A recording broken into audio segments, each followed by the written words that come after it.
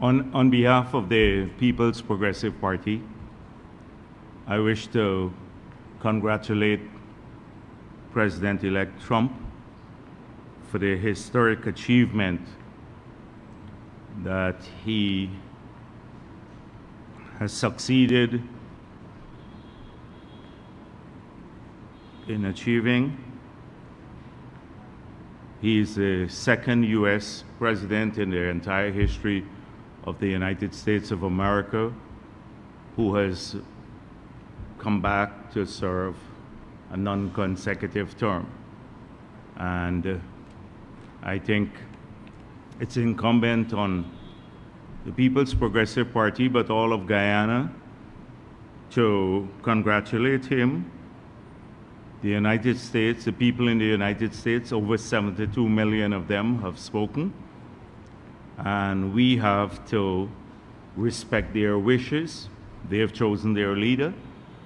And we are looking forward to working with his administration. We had a good working relationship with his administration the past, and we're looking forward to continuing that relationship and growing it. We believe that the United States of America is a very close partner of Guyana, and therefore we have to work to build that partnership continuously. We would also work with his administration to debunk a lot of the lies being peddled by some forces, including the opposition. For the past several years, they have been meeting U.S. government officials and have been telling a bunch of lies to them. Almost every mission that comes to Guyana from the United States of America, they have a standard mantra. The PPP is racist, the PPP is corrupt, the PPP is incompetent, the PPP squanders oil money, and the PPP doesn't like the United States of America. We are in bed with the Chinese. This is their standard narrative. Every mission that comes to Guyana, I can predict what they will say to them. And of course, the facts are very different, and we have also been meeting with those officials to set the record straight. So I think those officials are pretty much aware of the transgressions, because what I say here at the press conference, we also speak to them about this. The transgressions on procurement, and the systemic improvements that we have made to enhance the procurement in Guyana. And people are very much, particularly international organizations and our bilateral partners, they want to see that the system is a fair one for their investors too. And right now, a fair system can only operate if it's transparent and people have information. And I've just given you one example right here at this press conference, where on the NPTAB website, if you look at the 5 years of procurement on the APNU, you will see not a single bit of information, as is required by law, the Procurement Act of Guyana. The Procurement Act of Guyana says that after a contract has been awarded within a specified time period, the administration has to put on the website the nature of the contract, the name of the contractor, the quantum of money for the award, that is the contract price, and the procurement method, among other fields that they have to fill in on that that in the format that is on the website. So you can know exactly who got the contract, what was the price of the contract, and the procurement method used, whether it's sole sourcing or open competitive tender or restrictive tender. That was absent for the entire period on the APNA. Right now, from September of 2021 to now, every contract procured through MPTAB is on that site with the required information. So these are the sorts of things that we use when they go with their shrill voices there and they're lying through their teeth. Then we have to use real evidence to show the major improvements in the system. And we're looking forward to continue to debunk all the lies, particularly with the new administration that will take office in January of next year in the United States of America. And we will point out, for example, another example has been this abuse of the system by people like Burke and the others, constantly go in to the law enforcement authorities that someone wants to kill him from the government of Ghana. Now, every Guyanese knows that he is a lunatic to even suggest that nobody has any harmful desire in relation to him. But he does this routinely, make these false reports and mislead the authorities there. We're looking forward to much more of that information flowing about his transgressions here, his criminal acts here. And I'm not speaking of the criticism of the government of Ghana or his racist rant from time to time. I'm speaking about the real criminal acts that he's been perpetrating on many innocent Guyanese, the act of extortion for money. And a lot of people will find out more about him. So, as I said before, we are looking forward to working with the new administration in the United States of America. The U.S. has, in spite of all the rhetoric you see, they've had their elections. It was conducted peacefully, and there is going to be a peaceful transfer of power. And that is very commendable in a world in which you have significant turmoil. So we congratulate not just the Trump regime, but the American people.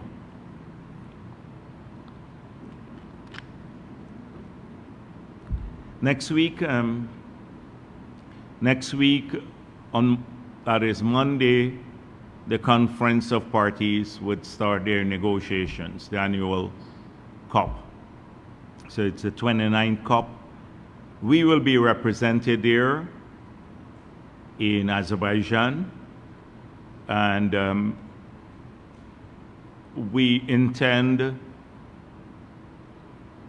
to take some very strong positions which are not strange or unknown to the Guyanese public, because we have been speaking of these positions for quite a while now, but they will be in support of the developing countries,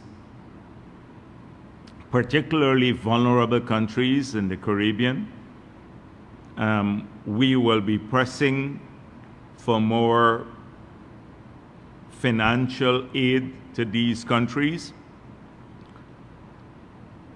for adaptation and also mitigation. It's deemed a conference of parties about financing. That's COP29. And so I guess it will be judged on how it moves that needle further to the right. And so we intend to take a strong position. I'm not going to today, because I can talk for a long time on this today. I'm not going to get bogged down in this issue here now, just to say that we will be there and we will be very, very supportive of those countries that are looking forward to getting more help to adapt to climate change. I think it's clear to everyone now what is at stake. The world is on a trajectory at current policy levels in the country, at current policy, to achieve, to get to maybe about 3.1 degrees Celsius rise above pre-industrial level at current policies. If we fully implement all the pledges made on the Paris Agreement, all the pledges made, fully implemented, we will only achieve a 2.6 degrees rise above pre-industrial levels, that is, of concentration of greenhouse gases in the atmosphere. What is required to avoid catastrophic change is a 1.5 degree rise above pre-industrial level. So clearly you can see, even with the pledges, we're way off target. And without additional pledges now, we're at current policy level, we're at over 3 degrees Celsius rise above pre-industrial level, which will have we're passing the point, or the tipping point. And already you've seen this in some parts of the world. Large, in the polar region, the ice sheets are melting. There are already changes in ocean currents. And these could have devastating, catastrophic consequences for the world, and particularly the developing world, which has limited capacity to adapt to those changes. So it's a very dangerous time for the world.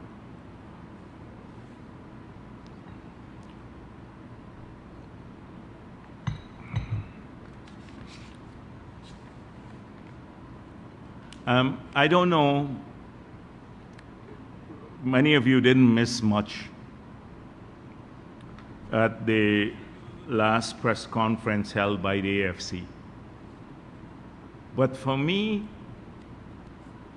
it was a total clown show. For a while now, I've been saying that some tough questions should be asked of these individuals, the Pattersons, Nigel Hughes, his wife, Cathy Hughes, Ramjatan. That's the entire party goes to these press conferences. Beverly Alert, the entire party will go to the press conference. The whole leadership, they all go in a group.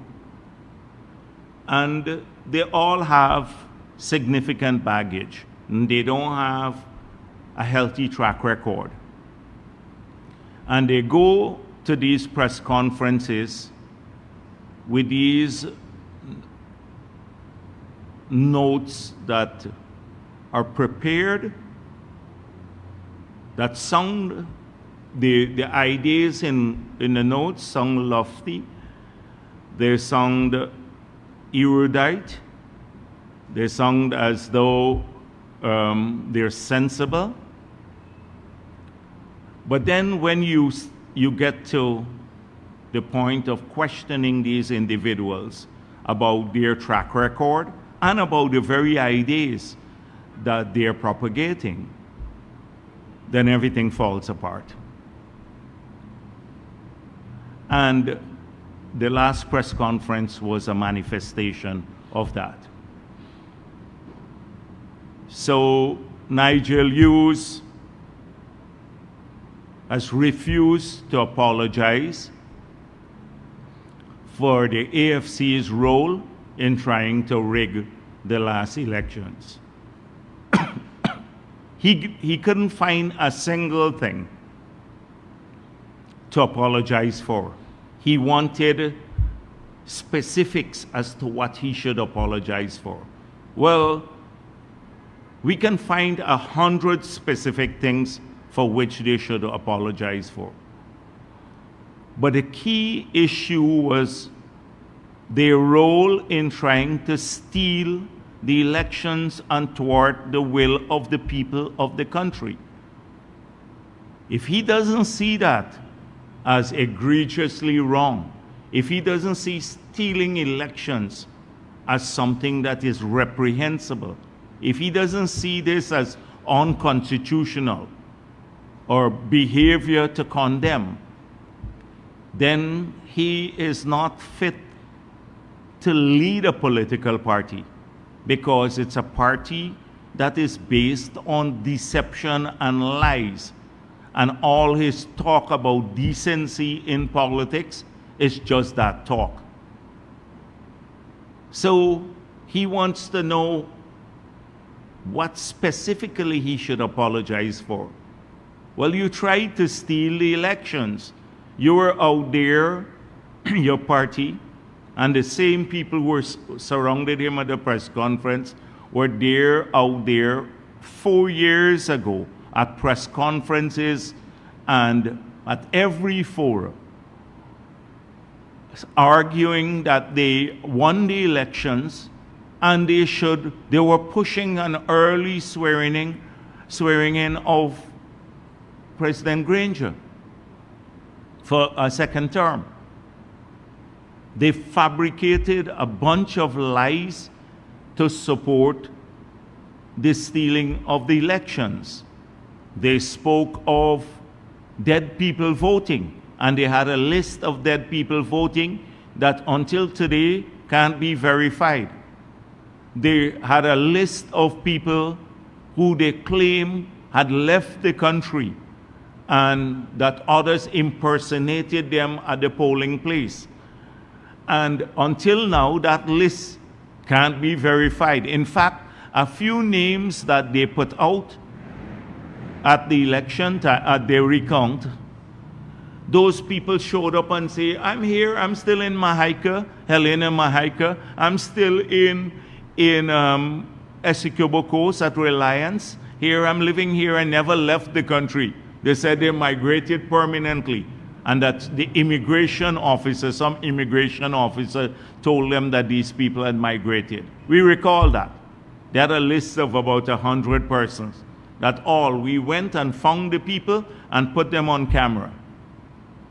They did that. If you want specific things for which you should apologize, those lies that you should apologize for. So as I said before, Nigel Hughes will refuse to do so because they were part of the plot to steal the election. The AFC was integrally part of it. So that's why today he finds it very hard to answer the question whether he saw the SOPs or not. Remember Norton, in my conversation, I met him at a social event, and he said he has the SOPs, but he has them locked away. He saw them. He has them locked away in the dungeon at Congress Place. So he never produced them. The documents that someone should have asked Nigel Hughes, did he see the GCOM SOPs that were produced in court? Did he see the ones that the PPP put up on its website 3-4 days after the elections that were exact replica of, well, not a replica, but was an exact match to those that GCOM submitted to the court, because they were done on the same document, you know, and shared with all of the political parties that had the signature of the PNC's polling agents and AFC polling agents too on these. Did he see those? What did he think about those that were submitted by GCOM? So it's a dishonest policy of the AFC to go around pretending to be decent. They're riggers, just like the PNC. And someone takes offense at saying it's in their DNA.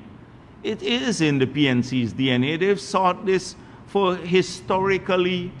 They've always tried to rig elections. I'm not talking about supporters. I'm talking about the leadership of the PNC. They've always done this. Not talking about their ordinary people. Most of their supporters were misled. They were told by these same riggers that they won the elections, and they wanted to believe them. One of our candidates to for local government elections in Georgetown, I spoke with her. She was a councillor for the APNU in the city council in the past. And she told me that people believed this. She brought some people to say to me when they actually believed that they won the elections, because they couldn't believe that their own leaders would lie that much to them. And it is this lie that's harming them on the ground now. They lied to their supporters, and also they neglected everyone. And when you neglect people, you can't come back now around elections and tell them that you love them, because they remember when you had power that you neglected them totally. I'm not speaking about sometimes people are busy, public officials, and they can't meet everyone. I'm talking about turning their nose up at ordinary people. And you see it, the elitism there. So Nigel Hughes was not being clever. He was not being clever when he tried to engage the reporter in a back and forth about what specifically should I be apologizing for. He was being disingenuous.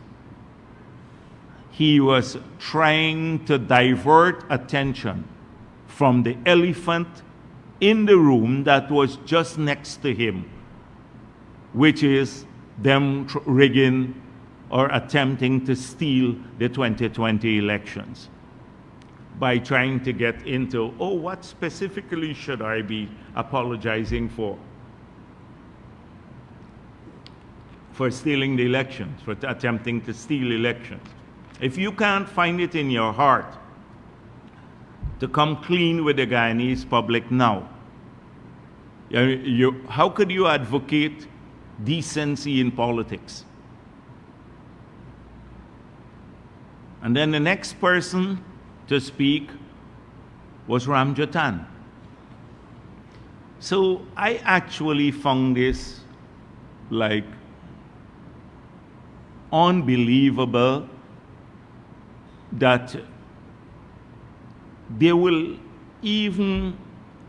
have to be very disrespectful of all of us, all Guyanese, to think that we will buy the stupid explanations that they give. So someone asked about the Russians' involvement in the last elections. And this is what Ramjatan said.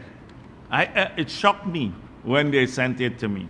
He said, please, there were 4 Russians who were speaking to Bharrat Jagdeo in Russian at the Marriott Hotel. And based on what the police and the special branch indicated, that they were speaking certain things that they suspect had to do with elections. Now, first of all, I never spoke with anyone in Russian or with Russians in Russian at the Marriott. That's the first point. Secondly, if I was going to speak to someone, Russians, about helping us to rig an election, which is manual now, you have to just go in and vote with an X and then they count it. It's not like electronic voting, so they can't hack the system. It's a manual system. You'd have to hack every person's hand to vote, right? But it's a manual system. But assuming there was a conspiracy to do this, would I be doing it in the lobby of a hotel? And then thirdly, I want to know from the people in special branch, if I was speaking in Russian, which one of them understood Russian? I'm still trying to find out from the Commissioner of Police who in special branch was so proficient in Russian that they told Ramjatan I was speaking some things about the elections. Because it's not like the word is close, you know. Elections is Weber in Russian. It's different things. It's not like close language like Spanish. You may think it's very close. They're very, very different. But the special branch told him that I was speaking some things about election. It goes on, the nonsense goes on. It's a long rant by Ramjatan. But he then says, oh, I wasn't too certain, so I deported them for talking to Jagdeo. That's the end of it, and that's the end of the matter. I deported them. This is a party that is trying to get in, that was in government, that had control over the parliament for nearly 10 years. 10 years from 2011 to 2020. They had control over the parliament. This is a party that has been around for how many? 19 years now, that don't have a plan.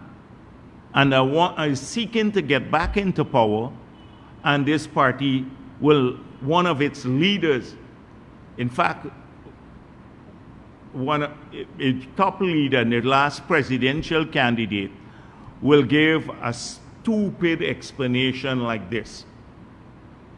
They didn't put this in the dossier that they sent up to Washington. They didn't even put about me speaking in Russian to Russians. What they said there in the dossier that Gustavo Arnavat, who was a naturalized American of Cuban origin, was here in Guyana and was seen speaking. Well, they didn't even say he was seen speaking with me, but I suspect that they saw the gentleman come to Freedom House because they were spying from us with this camera here that they have installed out there. They installed the camera. So they saw everyone who came in that election period just before election here. So I asked this gentleman to come to Ghana. They were representing us in Washington for the lobbying for Mercury that we paid for with our money, with parties' money, not government money like they did, because they were doing the same thing. They were lying to the US administration about us. So we had to get a lobbying firm to correct all the lies they were telling. Several of our people went up to meet with people pre-election. I met with, personally I met with members of Congress, I met with representatives in the White House, from the White House, etc. So this was an American firm, lobbying firm that everyone knew of. The gentleman was here, but they used this Cuban thing, that he was American, naturalized American of Cuban origin, to basically say, oh, somehow maybe communist.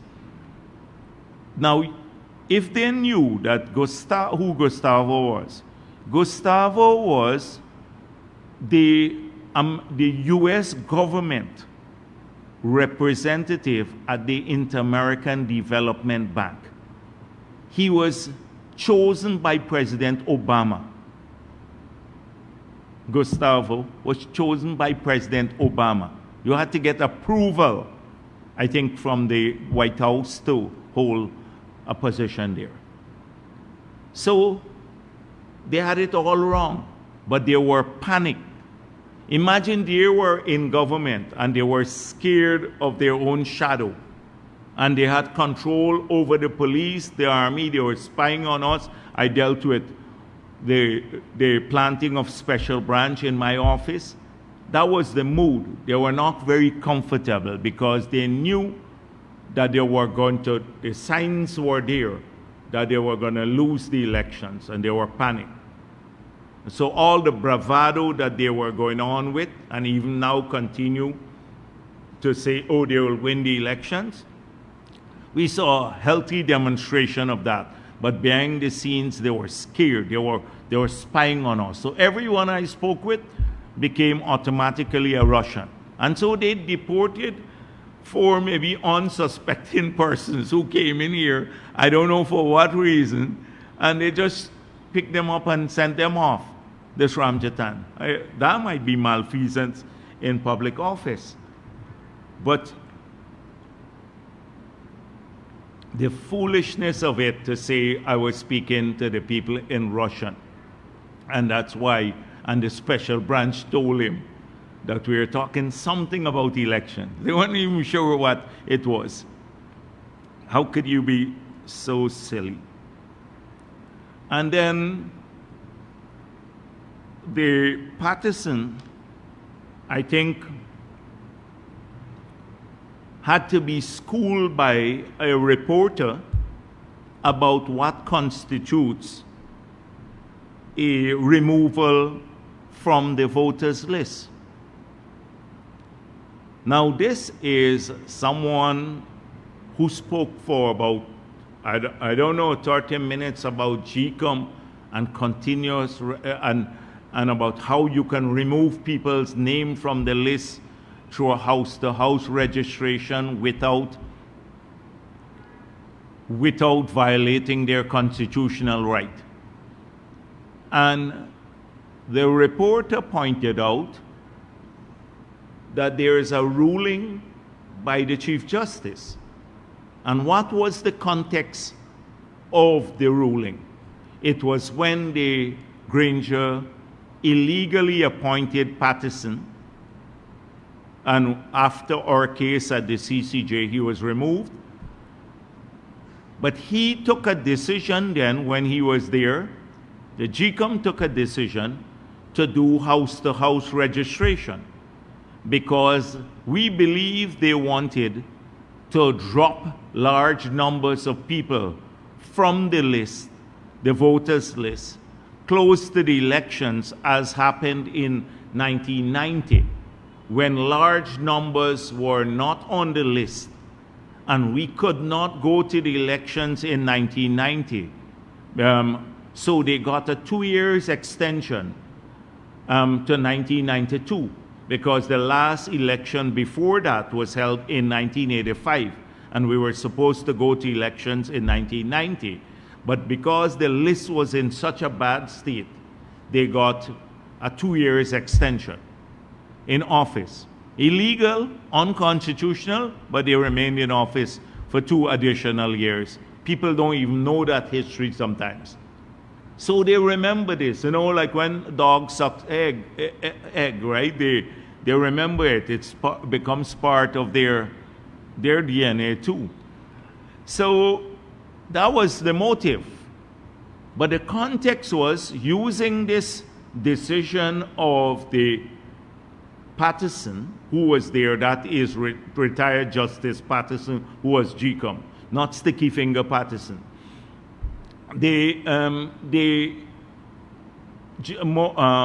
Lowenfield then tried to do a house-to-house, to launch a house-to-house registration. The same thing that Patterson was advocating for in the press conference. And then we went to the court. And the court ruled that the house-to-house registration would effectively create a new list, basically, and drop all of the people from the old list. And since I'm paraphrasing here, but since you have a system of continuous registration, you can't do that. It would violate their constitutional right. Because they didn't deal with one issue. which was the removal of, in the constitutional reform of the early 2000s, there were 3 criteria to be on the list: residency, or to register people. Residency, Guyanese, and 18 years and over. We dropped the residency requirement. So thereafter, it became unconstitutional to remove a person from a list if they're not resident in the country. And all the parties agreed to it. You had to have 2/3 support for this in the parliament for it to pass. Every party agreed to drop the residency requirement. So then we are moving now to continuous registration. So his argument that, oh, you could potentially have more people on the list than you have people living in the country, but many countries in the Caribbean, they have that situation. Many countries in the Caribbean, they have, like, the voters list could be 98% of the population. Because, and that's including children. Because you can't remove the people from the list, but they can't vote from abroad. They have to come back home and vote. So they're on the list, but they cannot vote. So the reporter was trying to say to him, but we moved away from that. There is a system of continuous registration. She was schooling him. And continuous registration. It was in that context, the new house-to-house registration, that the Chief Justice ruled that it will be unconstitutional to remove people's name from the voters list. So, it's shocking. It's shocking. And I think maybe Nigel Hughes knew this. That's why he passed it to Patterson to make a fool of himself. I think he did it deliberately. It's shocking that someone would not know this. And so now I see them circulating something about what I said in the past about enhanced biometrics. He put it on his page that this is what Jagdeo said in an interview in the past, and about cleaning up the list. So let me make it clear that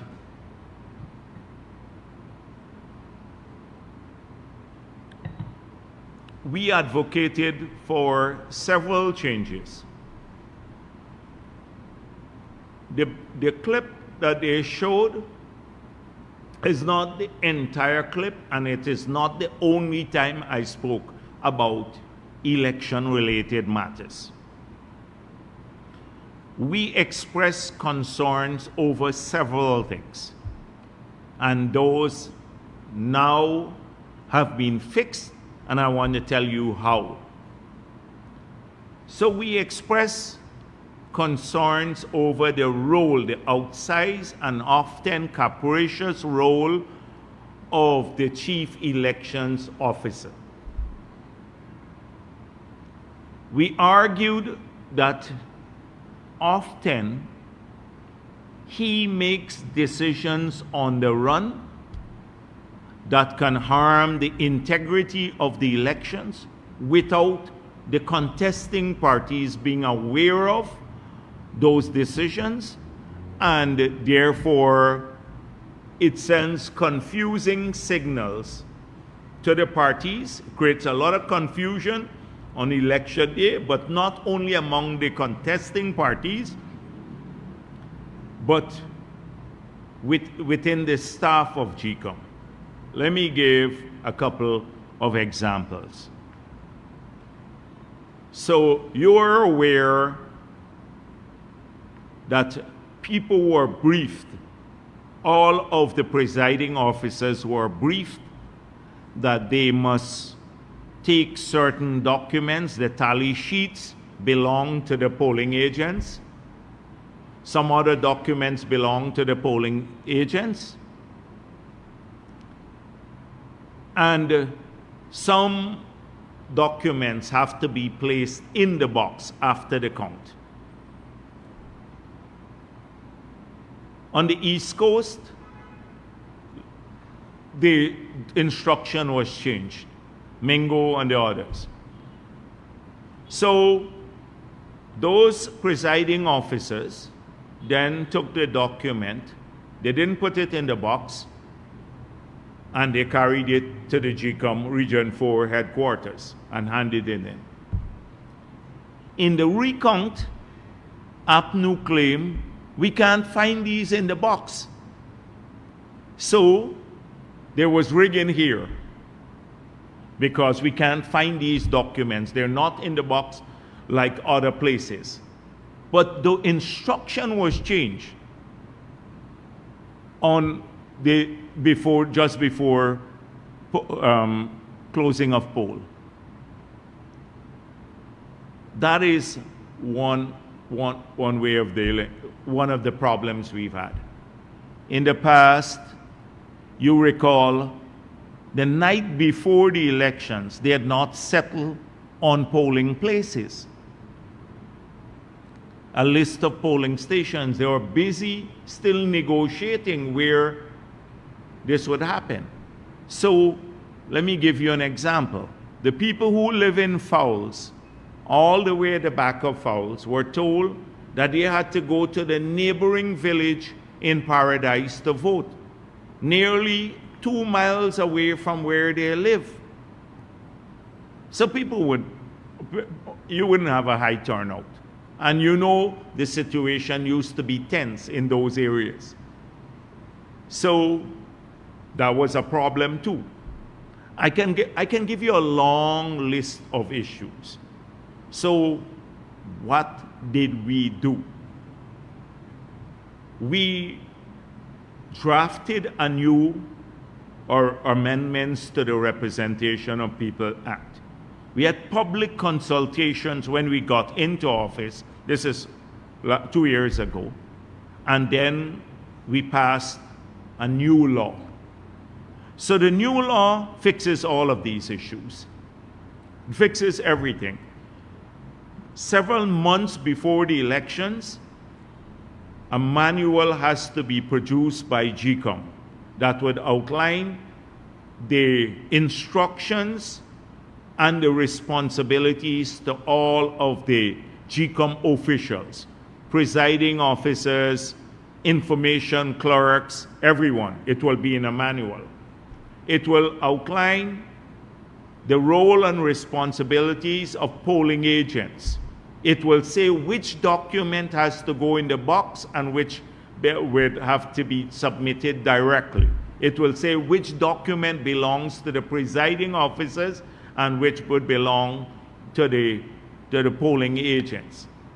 It will lay out, so every procedure, everything that has to be done. So the chief elections officer can change instruction thereafter. That document will then be published in the newspapers, shared with the political parties, and then people will be trained. The political parties and GCOM staff will be trained on that. So like what happened several times during the last elections, one presiding officer say, oh, you're not eligible to, like you can't be within 10 feet of the box. But if the rule says you can only be, that is the polling agent, in you can be maximum 7 feet, then they can't restrict the polling agents from doing their work. In some cases, that is what happened. So all of that would be outlined in a document. So it clears up a lot of those issues. Then the count. It outlines the same Representation of People Act says, when the count is done now, you have to post all the SOPs online before the ROs meet to certify the vote. So every citizen now will see the SOPs long before the elections are certified. Not long before, we're hoping in a day or so the next day. will be certified. So all of the SOPs are published. Then in that video that they're circulating and they put on their page, I was speaking about the capricious behavior of some presiding officers. In the past, they were used to assign a particular presiding officer to a particular polling place. Conspiracy. Now we've argued for random placement. So random placement means no conspiracy. We had cases like in one case, Victoria, in the past, not these elections. I think when we went there, some of our people, they were thrown out. When we look at the national share of the votes, like on average, you will have maybe, say, 85% voting, or 70 to 85%. In those boxes, 99% voted. In the places where and these are not necessarily the last elections, but we've witnessed that before. Because specific polling agents were, presiding officers were assigned to those places. If you have random placement, then it's very different. So we sought to, in that act, which was not there in 2020, now it's much clearer to the population. They would all see the manual before the election, several months before. They will know exactly what will happen on the determination of polling places. So now the chief elections officer can't say, oh, I want to help the PPP or APNU by putting a polling place far away or from where the voters are. In the new law, it defines the geographic boundary, and it also says numbers of voters to a polling place. So you can't put people beyond a certain distance from where they live, and also for every polling place, you can't exceed a certain number. So we have a smooth flow of voting on election day, no overcrowding, etc. All of that is in the new law that was passed since we got into office. So it's a much more transparent system today. I advocated for enhanced biometrics at the polling place. So then, more verification. But the biometrics that we have there, if you look at it, because in the presence of the presiding officer, it worked. They had a robust system in most cases at the polling place. And that is why on the list you had 660,000 people, only 460 voted in the last elections. It meant that those who were not there, who might have migrated but still on the list, that you can't remove their name from the list because of the new constitution now, that they did not vote. They did not vote. The system worked. But, my worry about the biometrics is that if these people can come to the recount and lie so much about voters impersonation, no evidence of it, about dead people voting, they even repudiated the signatures of their polling agents to say those people were bribed by the PPP to sign the statements of poll the night of the election. 2,500 of their polling agents, that we bribed them somehow to affix their signatures to their statements of poll. Those were the exaggerated claims, no decency to it, lies, etc. You think you could ever, if they have now an iris scan in the polling place, you never get to vote with APNU now. You never get to, they will create a million reasons for you not to vote at the polling place. The same things that they brought to the recount, they can come there. They're just looking for confusion in the future. And we're not going to give them an opportunity for confusion. So we have built a stronger. We will not act unconstitutionally. You cannot remove people's name from the voters list for residency reasons. The system is robust enough to prevent them voting, and they must get strong polling agents like we had in the past to ensure that happens. Each polling agent will have the names of the people. They'll have folios, they can see their picture and everything else to see that they don't vote. It's a robust system. It worked in the past. Nobody complained about that until the recount. And remember, election day, they were all happy. The elections, Granger said everything went well, smoothly. When they thought, they issued statement, the whole polling went well until the results started coming in. They praised everyone, how the polling places work fantastic, they were hard working, etc. So,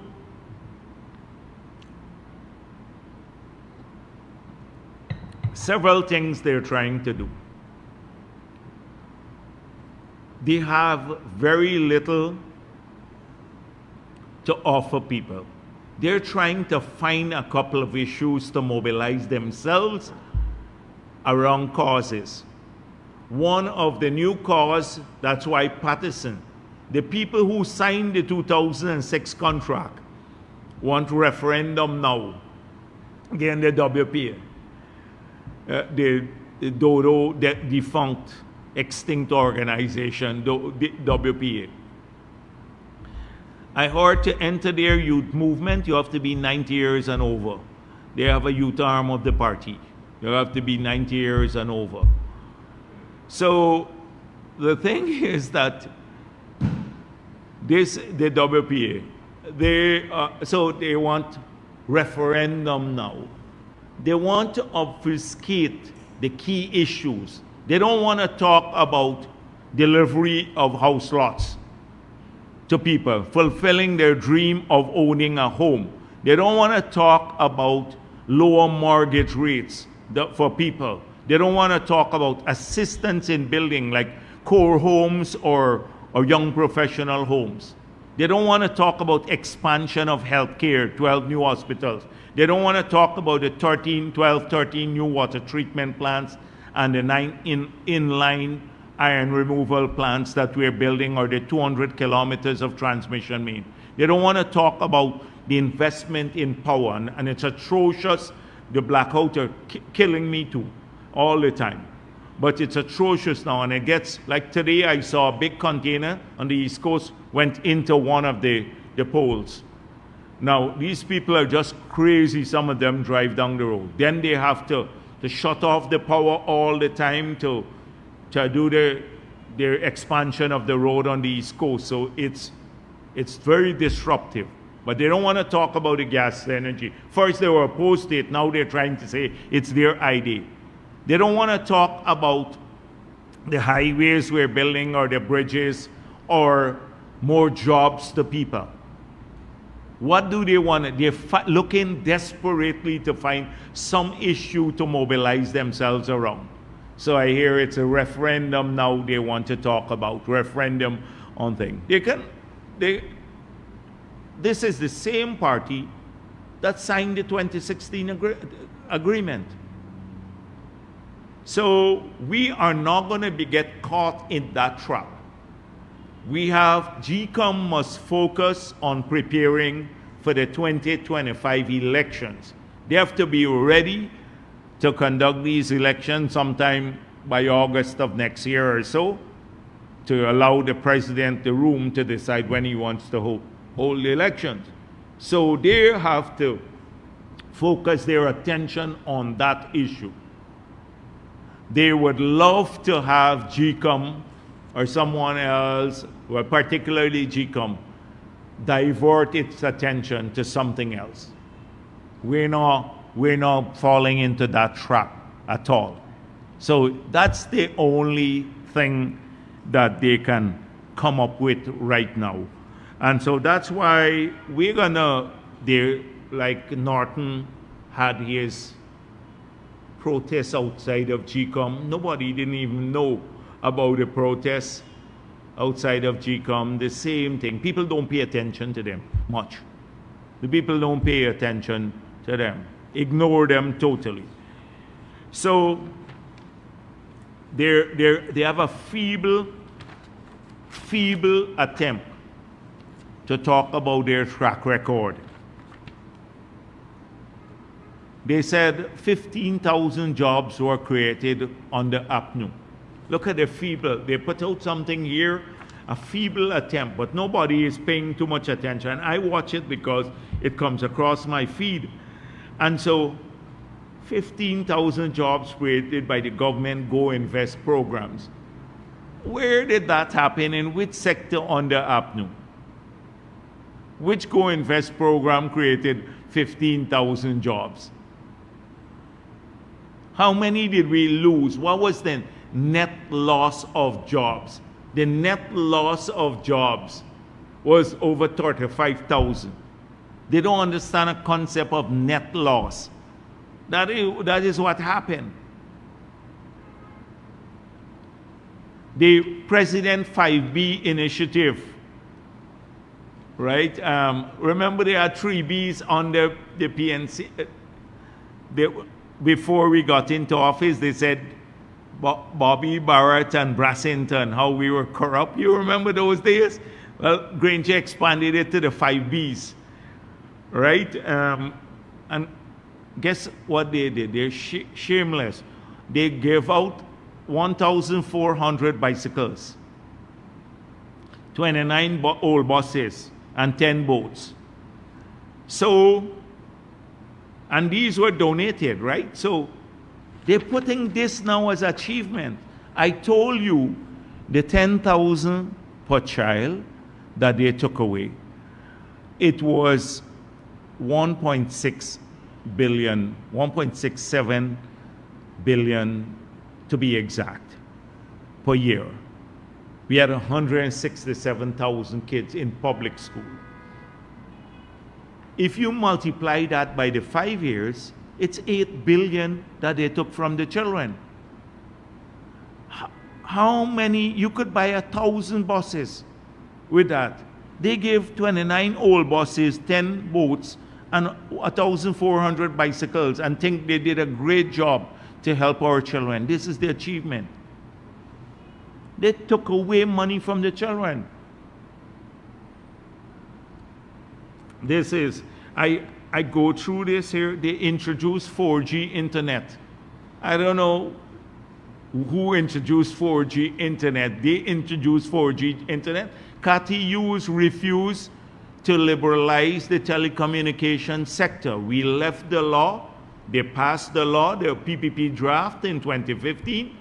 You had to sign a regulation to do this, to bring an act into effect, to liberalize the sector. Guess when it was signed? A month after we got back into office in 2020. Refused to liberalize the telecommunications sector. They forgot to say that they add the VAT on data. But they introduced 4G. This is the list of their accomplishments. It's laughable. Totally laughable. They install 1,500 computers in these hubs that they said they created. We had 2,000 computers already procured for the hinterland, for the hubs, when he got into office. You remember what Granger said? Google it. That he was going to give the computers out to other people. Google where the solar panels for the hubs in the hinterland went. Some are on State House and other places. Never sent it to the hinterland. So they're rewriting all of the entire history here. Listing some, I would be ashamed to list these things as my achievement. It's routine things. Oh, the minister signed a document today. That's a big achievement. They signed some document. This is the type of party we're dealing with. So it's no wonder that they're looking for something now this so-called referendum about the oil and gas sector. Now that brings me to something else. So the whole oil and gas sector, we're claiming that the PPP is, first of all, doesn't want to give Guyanese any assistance. The People's Progressive Party is focusing only on infrastructure, that we should stop doing infrastructure and get some help to Guyanese. This was their mantra for 3 years. So we argued there shall be a balanced policy.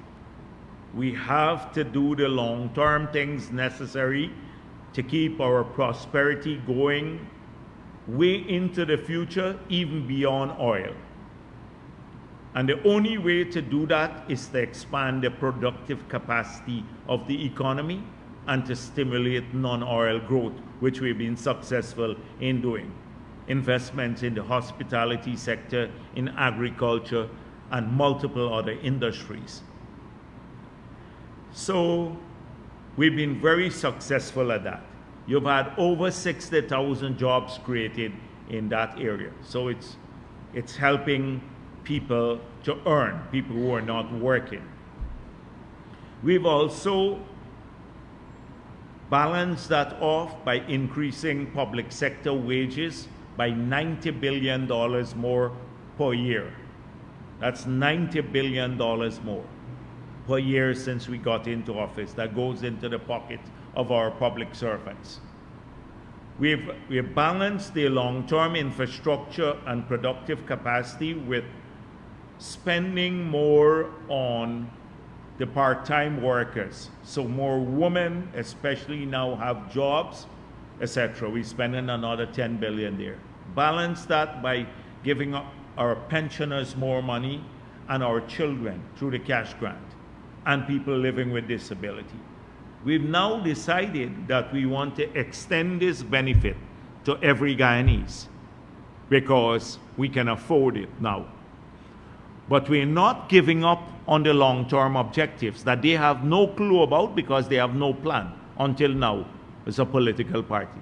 And you can't ignore that. You can't stop building roads because look at the expansion. In 6 months, I read something today, like they finish a whole series of vehicles in 6 months. Now, you know what I mean, the registration. And so that's the prosperity that will come to our people, more and more. Some are moving ahead faster than others, but others will also get help to move up. Everyone, we don't want anyone to be left behind in this country. We're working on that. So you have to do that. They don't want to do that. So after saying this all the time, the PPP, they are amazed that we can actually do both. So the same people who are saying we should do it suddenly are finding now we must not do it, or putting all the obstacles. So Norton, having said, and his people, the PNC having said that in the past, oh, we're being stingy and we're focusing on infrastructure, they're now opposed to foreigners getting it. I see Mervyn Williams, everyone, saying exclude not the foreigners. I mean Guyanese who are not resident in Guyana, but are Guyanese, have a passport or an ID. They don't want them to be eligible. So for weeks they've been at this all the time. Exclude these people, why should they be getting it? All of that. Mervyn Williams, a whole crew of them, the PNC. Now suddenly the people abroad started criticizing them. So they now change their view again and saying that I lied about them. I can show you the articles where they said that the people, the APNU said, and people like Williams and others, that the foreigners or Guyanese abroad should not get it. But this is what they said in a press release. However, VP Jagdeo at his last presser on Wednesday deviously misled his audience in stating we are totally opposed to the idea, as this narrative best fits his Trumpian style of deception and fabrication. Now, this is the PNC official arm the day before the US elections, saying that Trump engages in deception and fabrication. And Jagdeo is following this. This is the day, November. No, this is not the day before. This is November 1st, 1 week before, saying that Trump is a deceptive man and a man who fabricates things. This is the official PNC statement. So I wonder how they would and that Jagdeo is like, I'm taking Trump's way of fabricating things on them, lying basically on them. I wonder how they would reconcile this, the PNC, having said that Trump is a man who is deceptive and fabricate things, how they will engage with his administration, because this is a liar and cheat. And that's your party's official position. This week, November 1st, they said that. Yeah, so they have a hard sell to pull back from this. It didn't come out of like one of their members. It's on their official letterhead that Trump is a liar and engages in deception. So, but they are now backpedaling, say they're not totally opposed to the idea now, but they were opposed to the idea of Guyanese who are non-resident here coming home. Then they tried to lie, saying that I said that only people in New York will get it. It was not so, and that I'm leaving out people from the Caribbean. And it's not true. Guyanese living anywhere in the world, once they meet the eligibility criteria, they will be also benefit from the cash grant. But they have to collect it here, they have to register here and collect it here. We're not doing this abroad. So let me reinforce that again. Then, not to be outdone, the failed politician and failed economist and failed practitioner too, Clive Thomas, he said this is a fly-by-night idea. So there, he is opposed to it too. So the same people who were saying, oh, let's get this done, but they realize now the PPP is actually doing, they thought we couldn't do what we did, which is a massive transformation of infrastructure, and still do this, and still keep our economy growing and not basically overheating the economy, etc. Now we've been able to fit all of this into a sustainable framework. They're now, it's a fly-by-night idea. So the WPA is also opposed to it. Fly-by-night idea. And then the Christopher Ram, he's been writing now about these matters. And I saw, I don't know who wrote this in Starbuck News, because it was just given to me just before my press conference. And I think it may be a newspaper feature. And if it is, they owe me an apology. So they said that the title is Jagdeo Promises Gross Constitutional Violation. Gross constitutional violation. Ali needs to assert his authority. So it starts off by saying Vice President Bharrat Jagdeo, in one of the government's most egregiously constitutional violations, announced at his weekly press conference at the PPP civic headquarters that the government has no intention to seek parliamentary approval for the already bungled cash payout of oil money to Guyanese at home and abroad. So it's already bungled cash payout. We haven't even started the payout as yet, but it's bungled. I said to you that they're working on an app. The finance secretary, the technical officer is responsible for this. The technical people would have, with the audit office, verification of all the payout. We know who are eligible now. Every Guyanese over 18 years old, we know the cutoff date for the eligibility from January 1, 2025. You have to be 18 years old.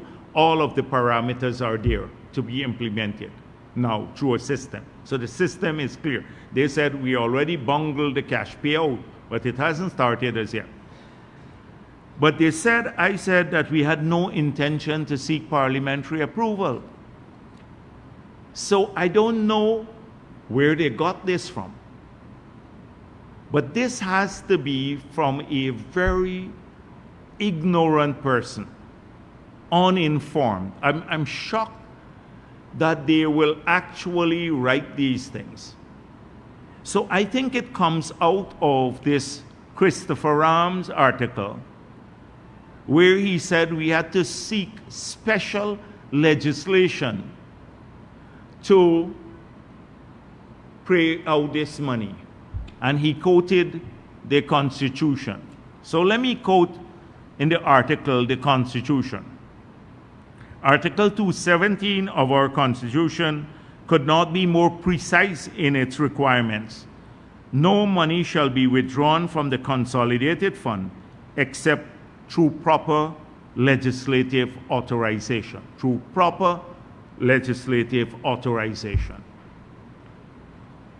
The article goes on. I'm going to read another section to get to the same points.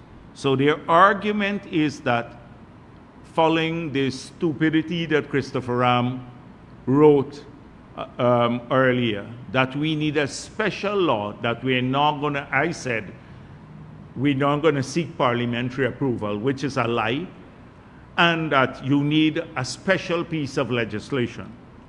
So they said, a public declaration by the Vice President that the government will ignore this vital constitutional provision in the distribution of over $60 billion without legislative authority or parliamentary oversight represents more than just administrative overreach. It signals a dangerous drift towards autocratic governance that shall alarm every Guyanese citizen. You know, the autocracy comes in at everything in this Starbuck News. We are autocrats. So every person, as an ordinary person now, would know that to give effect to the constitutional provision, there is a piece of legislation called, always there, the authority to withdraw funds. There is a special act that was passed. In the last version of the Fiscal Management and Accountability Act was passed in 2003. I was president at that time. I assented to the law. And it sets out exactly how public money should be spent and should be appropriated. So remember, their argument is that I said we're not going to seek parliamentary approval and we will have no special legislation, or we will have no legislative authority to withdraw the funds. So clearly, Christopher Ram and the Starbuck News people who wrote this don't know that every time you pass a budget, you go to the parliament to appropriate the funds. But when the budget is passed, you cannot withdraw the funds until you have the legislative authority to do so. So there is an act that is assented to by the president that then gives you the right to do so. I have a copy of the act here for 2024. So after the budget is passed, it says Act number 1 of 2024, Appropriation Act 2024. President Ali assented to it. It sets out all of the money appropriated by Parliament. You see pages of it for every ministry. It sets it out here in a special act. This is the legislative, an act of the government of Ghana. It's gazetted, so they can't claim ignorance. But I know people like Christopher Arm probably isn't even aware of this on the reporters. But there is a special act that is the authority from which the Ministry of Finance then uses to withdraw funds from the consolidated fund. You have to pass it here. If there is a supplementary during the course of the year, like this one here, Supplementary Appropriation Act, assented to again by President Ali. So you can't spend a cent. The money, the 60 billion can't drop from the sky. It can't fall from the sky. As I said before, you have to appropriate it. It means parliamentary oversight. So they said no parliamentary oversight. You have to go to the parliament to appropriate the money. So that means debate in the parliament. You request a supplementary provision. You debate it in the parliament, parliamentary oversight. It gets passed. But even when it's passed, you cannot withdraw the funds as yet. You then have to put it, gazette it, and it has to be assented to by the president. This is a special legislative act, an assent by the president. This is called an act. And so all week they're writing nonsense. And the Starbuck News lied on me, I said, we are not going to, has no intention to seek our parliamentary approval. I never said that. I said that we are not going to have to pass a special act called Cash Grant Act. If we had to do that, we would have had to pass a one for the business grant for everything. It's all covered under the FMA, and also under these special acts that emanate from the constitutional process of appropriating funds. So they have legislative approval. The $60 billion or whatever it comes up to will go to the parliament. There would be a full debate there. And then it would, once it's passed, it will then have to be put in a supplementary act, assented to by the president, published in the official gazette, and only then the funds would be available. But a child should know this. You know, being around people, I just don't understand the level of ignorance that we have to contend with every single day. And all week, Christopher Ram and the Starbuck at it again, because they want to slow it down. This is consistent with their plan. So first of all, say PPP not going to do it. The PP did it, right? Then they all change their minds now. They're fly-by-night idea to give Ghanese money and stuff. Now let's slow it down. Let's slow it down. We need a special act to do this. If you don't have a special act, you're an autocratic government. We have to go to the parliament and debate it in the parliament. That's how it works. It's normal. And every week we have to deal with this sort of thing. And you have to deal with it. It's a particular class, the Borti Ramcharan from it's from these are people and the Gold Saran and the Christopher Rams and the Clive Thomases. People who were like, I told you, I'm already an old man, and they were old when I was a boy. Where are the young people? That's the same fossils all the time. So Christopher Ram is opposed to us giving, not Christopher Ram, Gold Saran this week, and they get fine place in the Starbuck News. There's a particular class of people who believe they know everything. And forget young people and all of that. They're the conscience of the society. They're the serious, look at serious violators of all the laws. Look at the same Gold Saran this week. He's opposed to us giving a Guyanese company, Floyd Haynes and another consortium of Guyanese, the right to audit the third audit for the oil contract.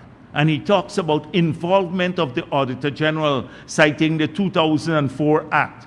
And I have told you that he was in violation of the 2004 Act when he accepted a call from the minister and got contracts directly. He was in violation of the Act. He didn't know about the rights of the audit office at that time. This is the same sort of people that we have. They lecture every week. So this week it was about slowing down everything. And we are autocratic because we are trying to give every Guyanese $100,000. We become autocratic now. We have a transparent system to distribute. We made it clear every eligible Guyanese, so we don't have to determine households anymore, and that could cause confusion. We know the target group. We become autocratic because they have a misunderstanding. Well, an interpret. I don't know if they know that the appropriations that we go through in Parliament, that you have to go through, that you have to seek if you spend public fund, that they have a legislative form that has to be assented to by the president, and this serves as the authority for the withdrawal from the consolidated fund. Every single cent has to find itself through an act that is assented to by the president, and it is a provision of the FMAA. So they're saying, oh, we have no intention of going to the Parliament. Jagdeo said that, and no intention of giving it a legislative form. This is the article. Look at it here. Front page, first line. Jagdeo said no intention to seek parliamentary approval. A blatant lie on which, and then said, oh, Jagdeo violating the Constitution. And already the cavalier disregard for the constitutional framework invites comparisons with many third world countries. This is the cavalier disregard of the Constitution. We're acting in compliance with the Constitution. The Constitution, the FMAA, the Appropriation Acts. And now you want to bet Starbuck News will not, or Christopher Ram will not run a feature on what APNU did in flagrant violation of the Constitution in that period, not the political violation. I'm talking about because they did that through the no confidence motion, unilateral appointment of the chairman of GCOM, etc. But as it relates to financial matters, do you know it's illegal to spend if you don't have a budget beyond a certain year? So the entire 2020, there was no budget for 2020. There was no budget. So they could not have spent money. And even so, particularly in the capital. So if you concede, well, money to pay the public servants' wages, that's fine. I will concede on that. But no appropriation, it is a criminal act to spend money on the capital. Criminal act, malfeasance for the whole government. Guess how much they spent? They spent $121 billion from January 1 to the 31st of July 2020 without any appropriation, in violation of the Constitution. Pure, they spent it without any parliamentary approval. And $31.6 billion on capital. $153 billion spent without any approval through appropriation process and in flagrant violation of the Constitution. We had to fix it when we come into office. We had to go back and fix this. The first budget that I was responsible for crafting, because as soon as we got there, as we did in 4 to 6 weeks, we had to take account of all of this in 2020. They thought it's impossible to get it in 4 to 6 weeks to produce a budget. We not only produced the budget, took care of all of these issues, but we also fulfill a lot of our promises, the manifesto promises. And we were in the COVID period, and we did all of that. We hit the ground running. So where is Christopher Ram on all this $153 billion spent by APNU without any appropriation? That was in violation of the Constitution. I just laid out how every cent we are spending and we intend to spend, including for the cash grant, will be in full compliance with the Constitution and our financial laws. They lied the Starbuck News and Christopher Ram keep lying about this all the time. So, and misquoted me to say, I said we'll never seek parliamentary approval. How else are we going to get the money? If every week we have to deal with this sort of lying. So again, if you want to paint a picture, this week I saw a report. I was just looking at it. Someone sent it to me. Region 9 contractor given 100 years to repay $6 million to government. So I saw it and I got a bit angry. Because I thought, first of all, why would an REO do this sort of thing in the Public Accounts Committee? And we're taking a tough line now on people who got advances, some even covered by bonds. We're taking back the money from them. And then I looked at it carefully, and it was APNU period. They were talking about a period under APNU. So this person got the contract, several contracts in the Rupunoni, and then APNU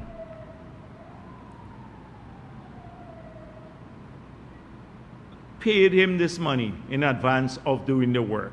So when they talk about the REO, Carl Singh also conceded that payments were made to contractors before the work began. Somehow it made Carl Singh look like he paid out the money. But Carl Singh was not the REO in 2015, 2016. He conceded, yes, it was paid because he has to answer for the APNU period. He is the current REO. But it made it look like Carl Singh paid out the money, before the work, like it started under the PPP, and then we paid the man all the money, and now Carl Singh is now trying to collect back the money that he gave out. Now, the explanation given that the man is ill, Carl Singh wrote him several letters since we got into office. I saw the letters. Every year you have the money outstanding, and he's not coming. They said he is gravely ill. And the man came and said, I could only afford $5,000 a month. And he's sick, very sickly. And not that there's an agreement, but he said he will pay $5,000. But Carl Singh is doing his duty to recover the money that was given to the man in 2016 when he wasn't the REO there. But he got hammered here basically in the article. People think, Otis Carlson gave out a contract here, the man got it, and it all happened in the PPP era. If you're so concerned about all of this goes again, gets swept or it gets distorted. You're talking about financial accountability. That's what we were just talking about. I just pointed out $153 billion that they spent without parliamentary or approval in violation of the Constitution and the financial laws. Now here again. And we have to take the heat for this. It came over as though this REO is doing wickedness there. It's not him. He's trying to recover, but he conceded that the money was paid. So people think he did it. But he was talking about the past, the way it's written.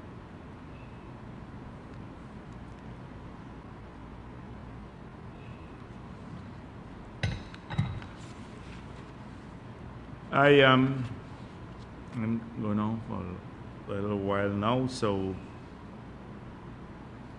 let me just reiterate that all of those who are violating now the Local Content Act, they have a lot to worry about. Let me just say that, because we intend to crack down on it. This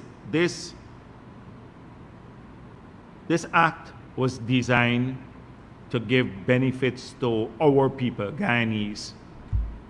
And if there are few people here who are using it to confer the benefits so that the foreign companies can get these benefits that are set aside for our people, and they're collaborating with the foreigners, then they run the risk of not just losing the certification, but also according to facing the fines in accordance with the act. We're serious about this, and there are multiple ways we're looking at. We're examining the ways in which they're doing this, and the information is credible, and we're going to act on this information soon. So, in fact, we've started acting on it already. These are just some of them. Maybe I can move on to questions here. Thank you. Short day today. Mr. Jagdeo, Dennis Shabral, Demerara. Sir, I have a few questions here for you, please. One, to what extent does the Guyana government believe that the Trump administration will be comparatively easier to do business with in the area of fossil fuel extraction?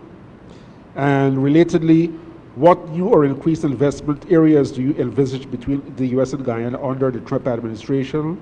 Let me get it down, Dennis. So one, to what extent does the Guyana... Easier to do business, right? Right, is it, and also... To do business on fossil fuel? Yes. Okay. And do you have any ideas about any new or increased areas of investment that government will plan to explore with the Trump administration or the U.S. private sector? New areas? Yes, new areas. And on the electoral scene, why back then did you want biometrics? And how does the JICA manual invalidate the opposition calls for biometrics? And will the Guyana government support the spending of $20 million US on biometric equipment? And so yes, yes, go ahead.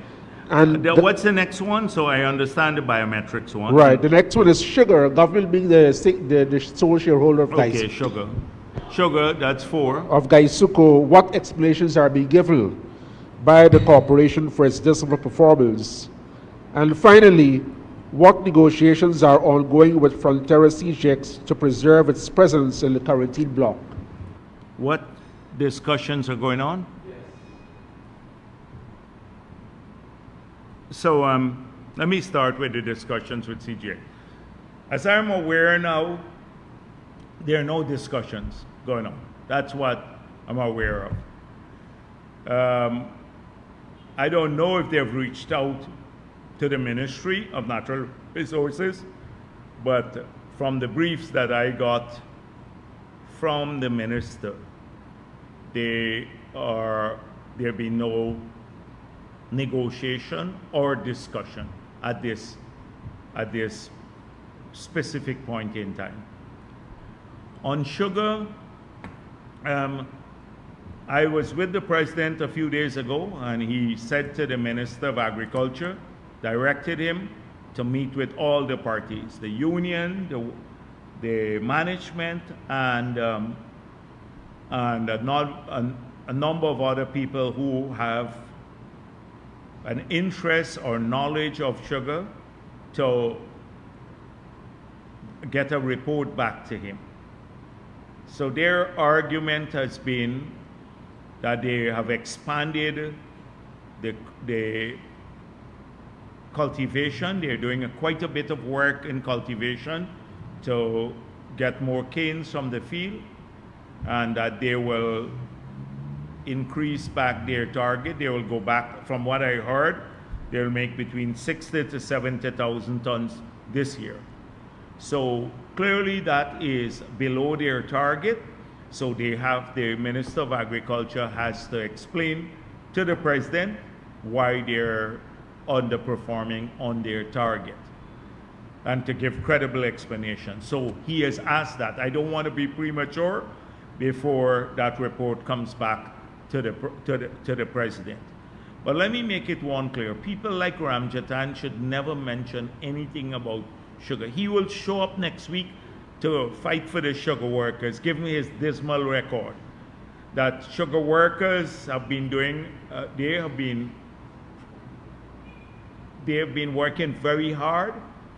There's a lot of things are stacked against them. When you have so much, you need to reorient almost the entire industry. I've seen the attempt to do so now in a major way. The conversion of the beds for mechanization, that requires a lot of capital input now, but will yield the benefits later. For mechanized harvesting and sowing, that has been done, if you see the pictures. The variety of cane they're bringing in now on planting would have higher yields, and already we're seeing this summer coming from Brazil.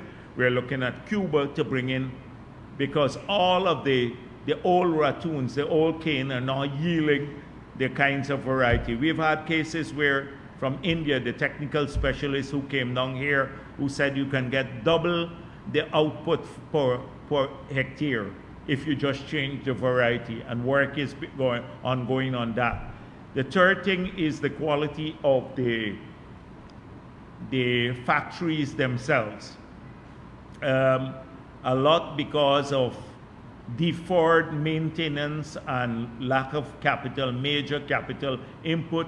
Sometimes they don't perform at peak. The fourth is some management issues with workers and management. So these are some of the things that will be discussed, but I don't, as I said before, I don't want to be premature before the report goes to the President from the Minister of Agriculture.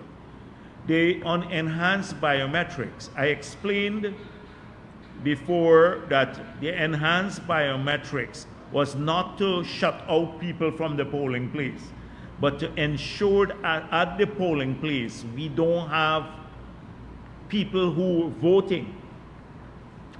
voting, who shouldn't vote it, or who shouldn't vote.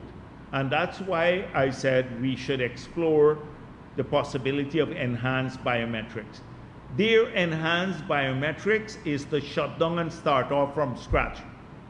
That is what they're looking at. I don't have an objection to any system, biometrics or not, that will help, that will seek to ensure that the people who vote are the people who are eligible to vote, no other person, and no impersonation. That is what. PPP will never, ever be opposed to anything of that nature. I've spoken many times about cleaning up the list. I pushed at GCOM. I said it here. I said, don't wait to get these dead people off. Wait on a couple this year and a couple next year. Go back for maybe 10, 15 years and get the entire list from GRO and publish it in the newspapers and send it to the political party and remove all of them. If you have 30,000 or 40,000 dead people on the list, we can do that now. We are in favor of this. And we're still in favor of ensuring that you find some system where people can't beat the system at the polling place. But you must not do it to humbug voting there. That is what, given the track record of the PNC and AFC and what they came up with in the recount. And could I ask Guyanese to go back and read the CARICOM report on the recount? Then you will see how devious these people are. The APNO and the AFC leadership. How devious, how unprincipled, how it's unbelievable, callous they are. They have no respect whatsoever for people's intelligence to see through their shenanigans. They just blatantly were trying to steal the elections. And I see them coming about. And when they talk about biometrics, they're talking about disruption. When I talk about biometrics or when I talk about enhancement, I'm talking about ensuring greater transparency in the elections. And that's what we have done. And now, with everything that I laid out in the new Representation of the People Act, we could have a system strengthen the system that we had before. The flaw in the system was not, if you go back, was not wholly, it was not systemic.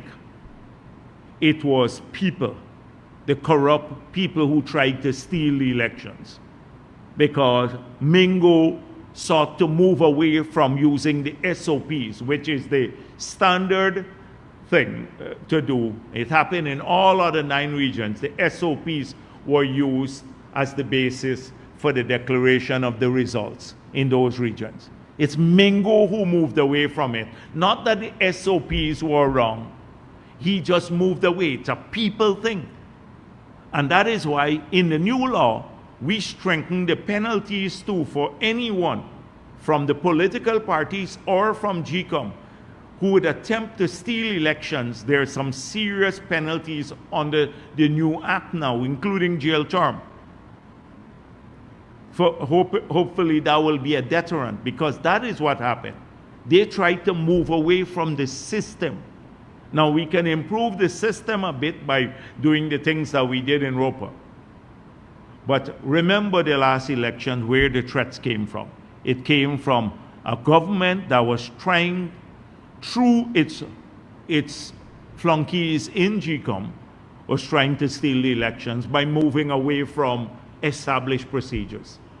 And now all of that is gone. You can't now, no RO will be able to do that, because every voter, every person in the country will have the SOPs. The moment he starts calling a different number, they'll say, what's the matter with this guy here? So we've immeasurably strengthened the system. But as is often the case, the PNC has already, and AFC, started looking at reasons for their defeat next year. They're looking at it. Nobody in the right sense think that they would win the elections. What would they offer to anybody? You just came out to 5 years of depression, bloating the economy, arrogance, nothing, no plan. They don't even have a plan now. Can you imagine this party that came out of office a couple years ago? Don't have a plan. They want to create a plan now. They're telling you, we must all work to create a plan for the future. Don't have a plan for anything. And even the oil and gas sector. They want a referendum, but they said, let's do some studies if we get back into office. studies on what's wrong with the PSA. They don't know what's wrong with the PSA as yet. They want to study, review the PSA in the future if they get back into office, but they want a referendum on the PSA. It's just, oh, you got to be really shallow to take them seriously. So that's on the electoral matters. It's biometrics. Would you support the spending of the 20.7 on a biometric? I haven't seen any proposal. This is all for GCOM. This is GCOM. I can speak as Jagdeo, the General Secretary of the PPP. GCOM deals with those matters. GCOM is in charge of elections. GCOM will have to follow the Constitution to see that we have clean elections. That's what we're interested in the People's Progressive Party. We're interested in that. If GCOM does that, the commissioners, there are commissioners there who make that decision. If they, whether the government, whatever GCOM wants to ensure that the elections are properly held, they will get financially, there will be no constraint to free and fair elections or clean elections. Financially, there shall be no constraint to that.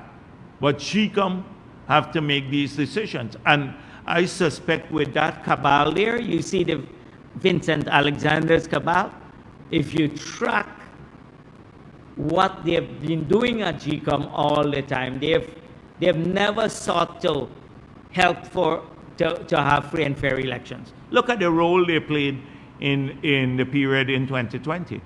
So I saw recently they are criticizing the chair for appointing 2 new persons. So if you don't appoint pro-P, and the PNC got some people that they send to apply at GCOM. And if you don't appoint them, they cuss the chair. People know these are PNC individuals they want to put in the positions. But that is how it used to be in the past. Those people that were appointed recently, I'm saying their name for the first time. But GCOM did this on their own. The commissioners got together. So this is how they operate in there. Would it be easier to do business with the Trump administration on fossil fuel? The Trump administration has a particular view on fossil fuel. But I don't see any major change because on the production of oil and gas, we have not had any major differences with the US government. I recall at the beginning, right at the beginning of President Biden's term, I got a call from a senior official, and they were speaking about the gas to energy project, and trying to convince us that maybe we should go only for renewables, the hydro and stuff like that, that it would be locking in an investment in fossil fuel for a long period. So that was in the middle of the pandemic when we had just got into office and we were talking. And we explained at that time that all of our energy comes from burning fossil fuel, either diesel or bunker C, which are very polluting. That if we move to gas, we'd be able to cut the emissions by 40%. Secondly, that's one. So even by just moving from current state to that, we'll cut emissions. Secondly, the magnitude of power we need, even a mile would not, that we predicted we'll need, a mile would not be able to fulfill that. Thirdly, the time frame for building a mile. And that globally, there was a tendency now to move to gas as a transition energy from coal and diesel and bunker to renewables. So we argue that this is a global transition. You can't do the transition because there is no source of renewable energy now. You have to go through this transitional fuel. And so that happened, and we forged ahead with the project. And then globally, everyone accepted that, including the US government. And today, under the Biden administration, they're providing a loan for the project. It's going to go to the board soon. Well, very soon. So they move from not wanting to use gas as a transitional fuel to even supporting the project over the years. And so we haven't had any conflict with the US government. There was one other thing. GISB was seeking a loan at the Inter-American Development Bank. And the US government at that time, the early days, also vetoed the loan there because they said it was related to fossil fuel. But thereafter, we had a major improvement in the relationship. And so we didn't have major differences, and we don't anticipate any major difference with President Trump on this matter too. In fact, I think we'd have a good working relationship with his government on this issue too. It may be easier for American companies to be able to finance fossil fuel related projects now, like the gas to energy project. The second one, I'm talking about the monetization of gas, might be easier for them to be able to make proposals in this regard too. But we do not anticipate any conflict here. In fact, we believe it would be as good as with the Biden administration, or even better in this area. The new areas for investment, there are no area that is barred from foreign investment now. So American brands are here. Almost all the hotels that, although they're built, a lot of them by Chinese companies, they're American brands, and the locals would have to pay the franchise fee to American companies. If you look at, most of the hotels would be branded American. In the fossil fuel sector, two of the three big shareholders in the project that we have now are American companies, ExxonMobil and Hess.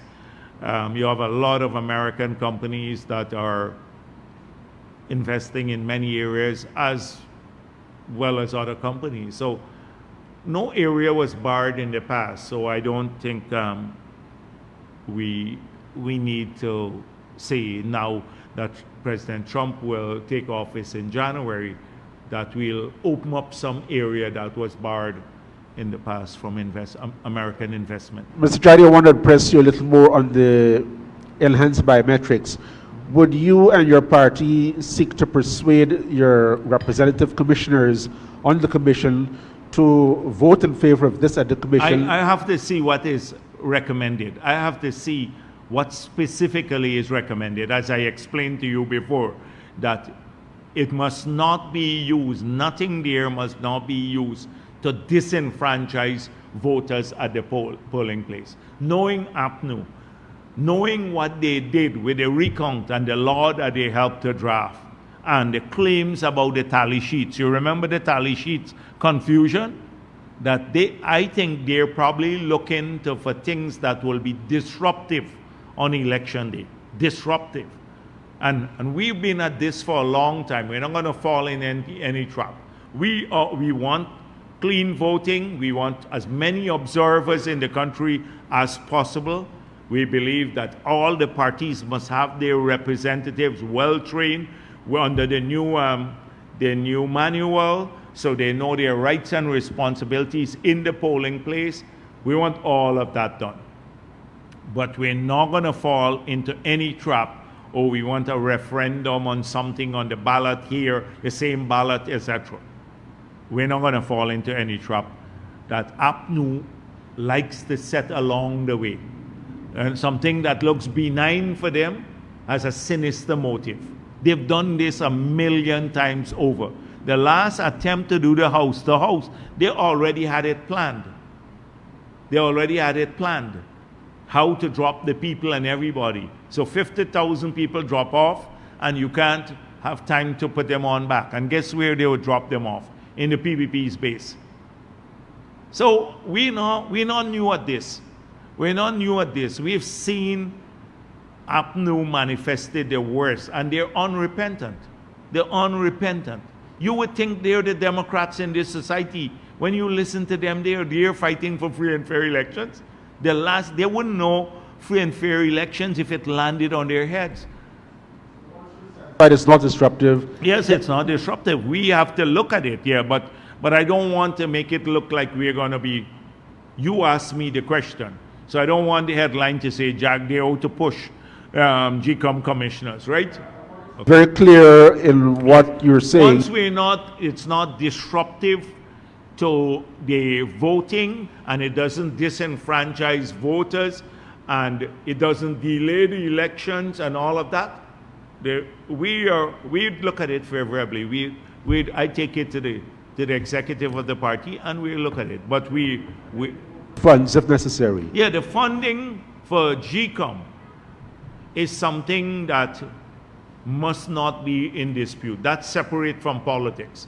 Whatever GCOM needs to conduct free and fair elections, they will get from the government of Guyana. Whatever they need to conduct free and fair elections. That will not be a constraining factor. Dr. Jagdeo, Cordell Jones from Livewire News. Is the government aware of allegations circulating on social media about 150 million old age pension theft? Yeah, so this is an old matter. I recall Dr. Vindhya Prasad raising this matter, that they discovered that some of the books might be duplicated by individuals who might be working in gangs or on their own.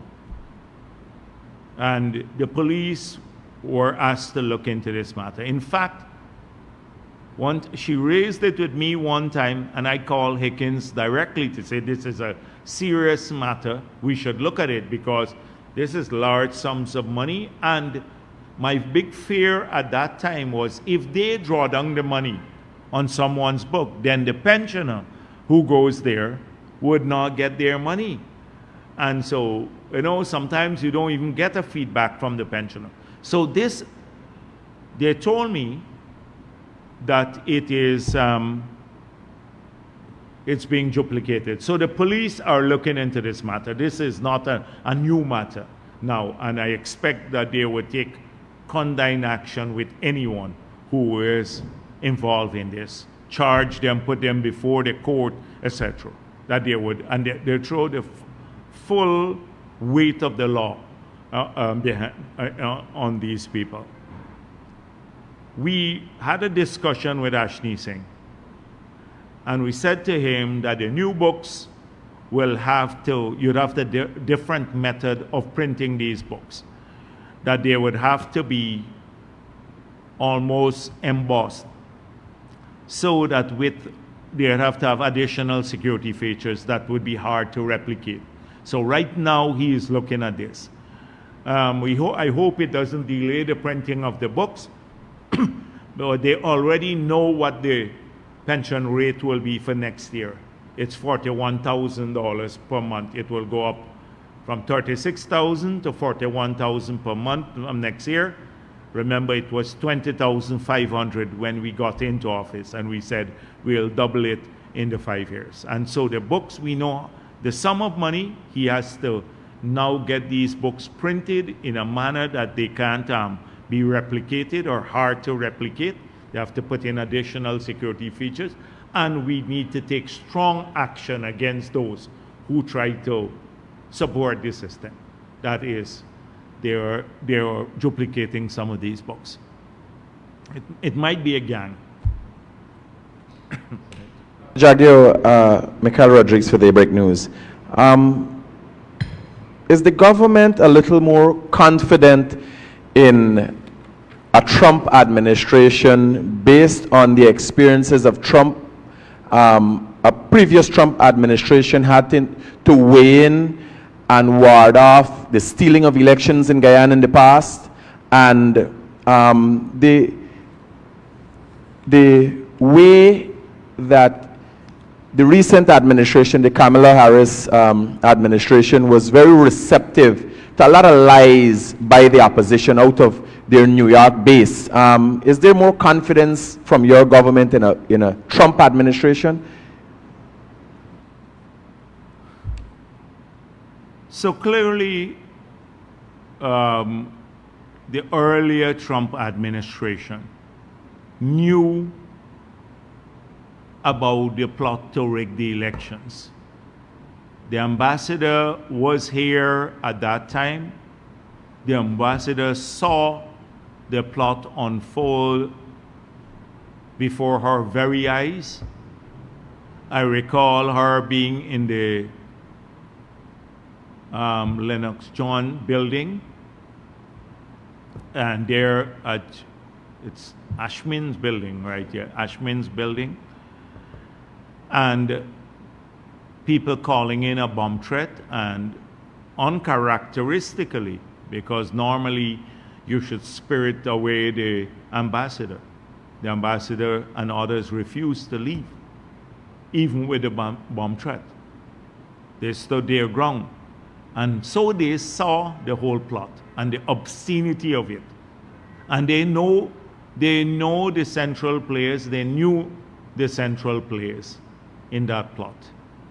And they saw the repeated attempt to subvert the system. So, and these reports would have been filed with the State Department. So, if you talk about familiarity with the APNU and its crookedness, the earlier Trump administration would be very familiar with that. After that administration change, they, through a series of lies, the APNU and AFC and their lunatic fringe and their surrogates, the crooks abroad, tried to change what actually took place. And they might have misled some public officials in the US. But I think those officials too, over time, started to wise up about what's happening in Guyana. So I don't know, because people like Burke has been claiming, but he makes so many false claims. Oh, that, and I mentioned it about 2 or 3 weeks ago, that there's some officials in the regime who are engaged in regime change in Guyana. And they will do so by targeting PPP officials, by influencing the law enforcement authorities in New York to harass them. Now, whether it's true or not, I don't know, because just recently, you had somebody claiming that Gail Teixeira was questioned there, and it's not true. So I don't know about this speculation and all of that. But clearly, the Trump administration, the early administration, knew about who the people were. And that is why they threatened sanctions against them. They threatened sanctions against the Granger administration. So we intend to work with everyone. We want to work with Democrats and Republicans. We work with the Biden administration. We want to work with the Trump administration. And we hope that more and more that people will see them for what they are. They don't care about Afro-Ghanese. They only try to use Afro-Ghanese as a mobilizing factor in hopefully to get back into office to continue the wickedness they did, not to help them. And people will see through that. So I'm not too worried about it. Just about 2 months now, the opposition leader has not been basically heard of on anything of substance. That position has been taken by Nigel Hughes. Will you be looking at Nigel Hughes as the new opposition leader, or you're looking at the opposition as non-existent at this time? Nigel Hughes, for the uninitiated, Nigel Hughes is an AFC. They're engaged in showmanship. So they have these press conferences, 30 releases a day. I think policy-wise and commitment-wise, they're worse than the PNC. They're worse. They're a set of opportunists and family members and a Georgetown crew that's hanging out together, who are very, very elitist and disparaging of ordinary people, and they miss the perks a lot. They miss the gold bangles that they used to get and all of that sort of thing. They miss those things. So I have no respect whatsoever for this group. Every one of them, if you look at them, they were a failure in government, failure in their ministries, in their portfolio. So they talk a lot, but as I pointed out, very little of substance. What is of substance? When did they say anything of substance? Take for example an oil and gas sector. This was the party that signed the 2016 agreement. Your track record here. Your leader now, who has been leader a couple of times before, chairman before, and tries to make himself look new now. I'm the new knight in shining armor coming to save you. And he's been muddied by the past. He refuses to resign from his job at Exxon. He's on Exxon's payroll. Now, today as we speak, Nigel Hughes is on Exxon's payroll.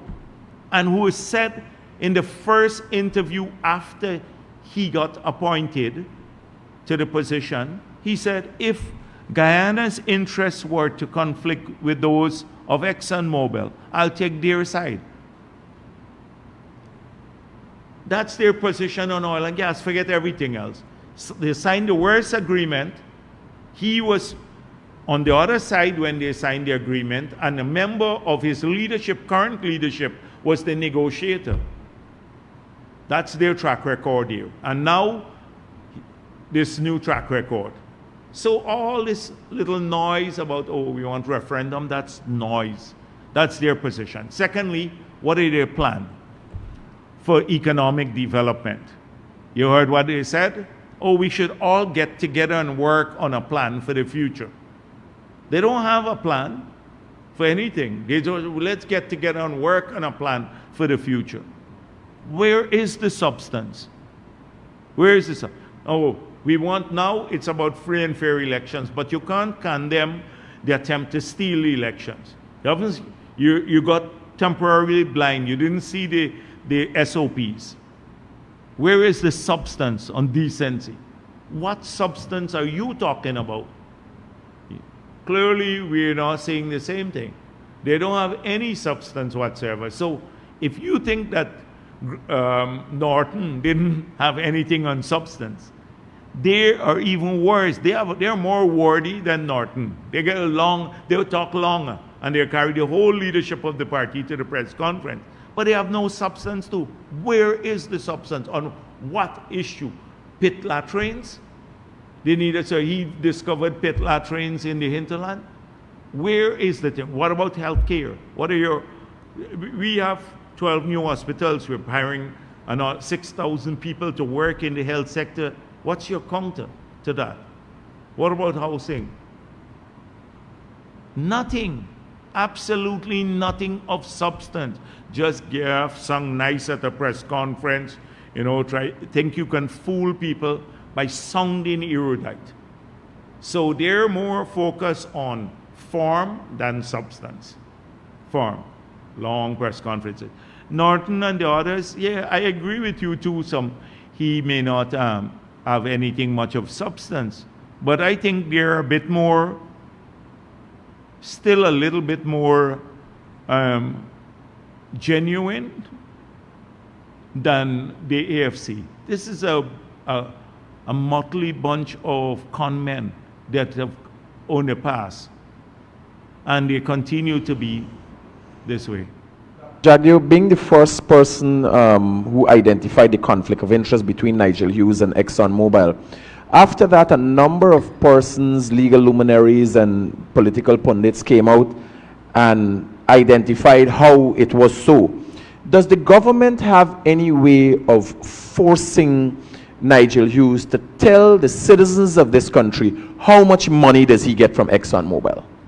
That's the next question. How much have you earned from Exxon over the last several years, from 2016 to now?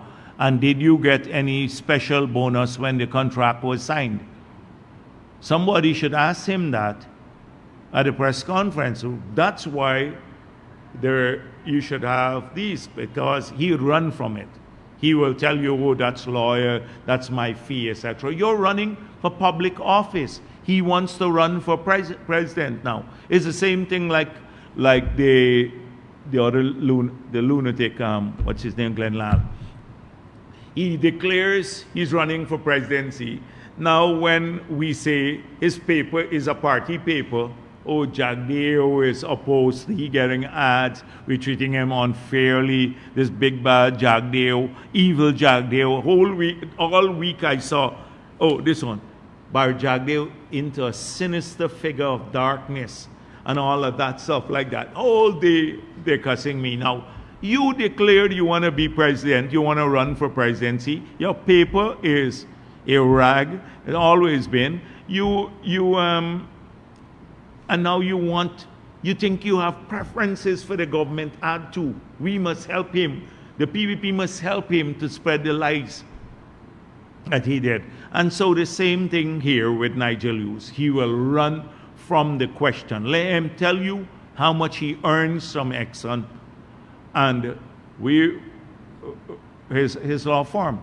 That might be a good question next week to ask him. Do you think that this is a loophole and maybe government has to look at legislation that could close loopholes like this, since Nigel Hughes is not saying how much money he's getting and maybe might be getting money and using that money for campaigning? Is there an accountability process for politicians who using loopholes such as this? And if there's a loophole, would your government look at legislation to close that? Yes, but this here, there is something like, it's called decency in politics. So if you're running for the top post in the country, or you claim you want to do that, and you're saying now, I want to run for the top post, but I'm not prepared to give up my money that I'm earning now. And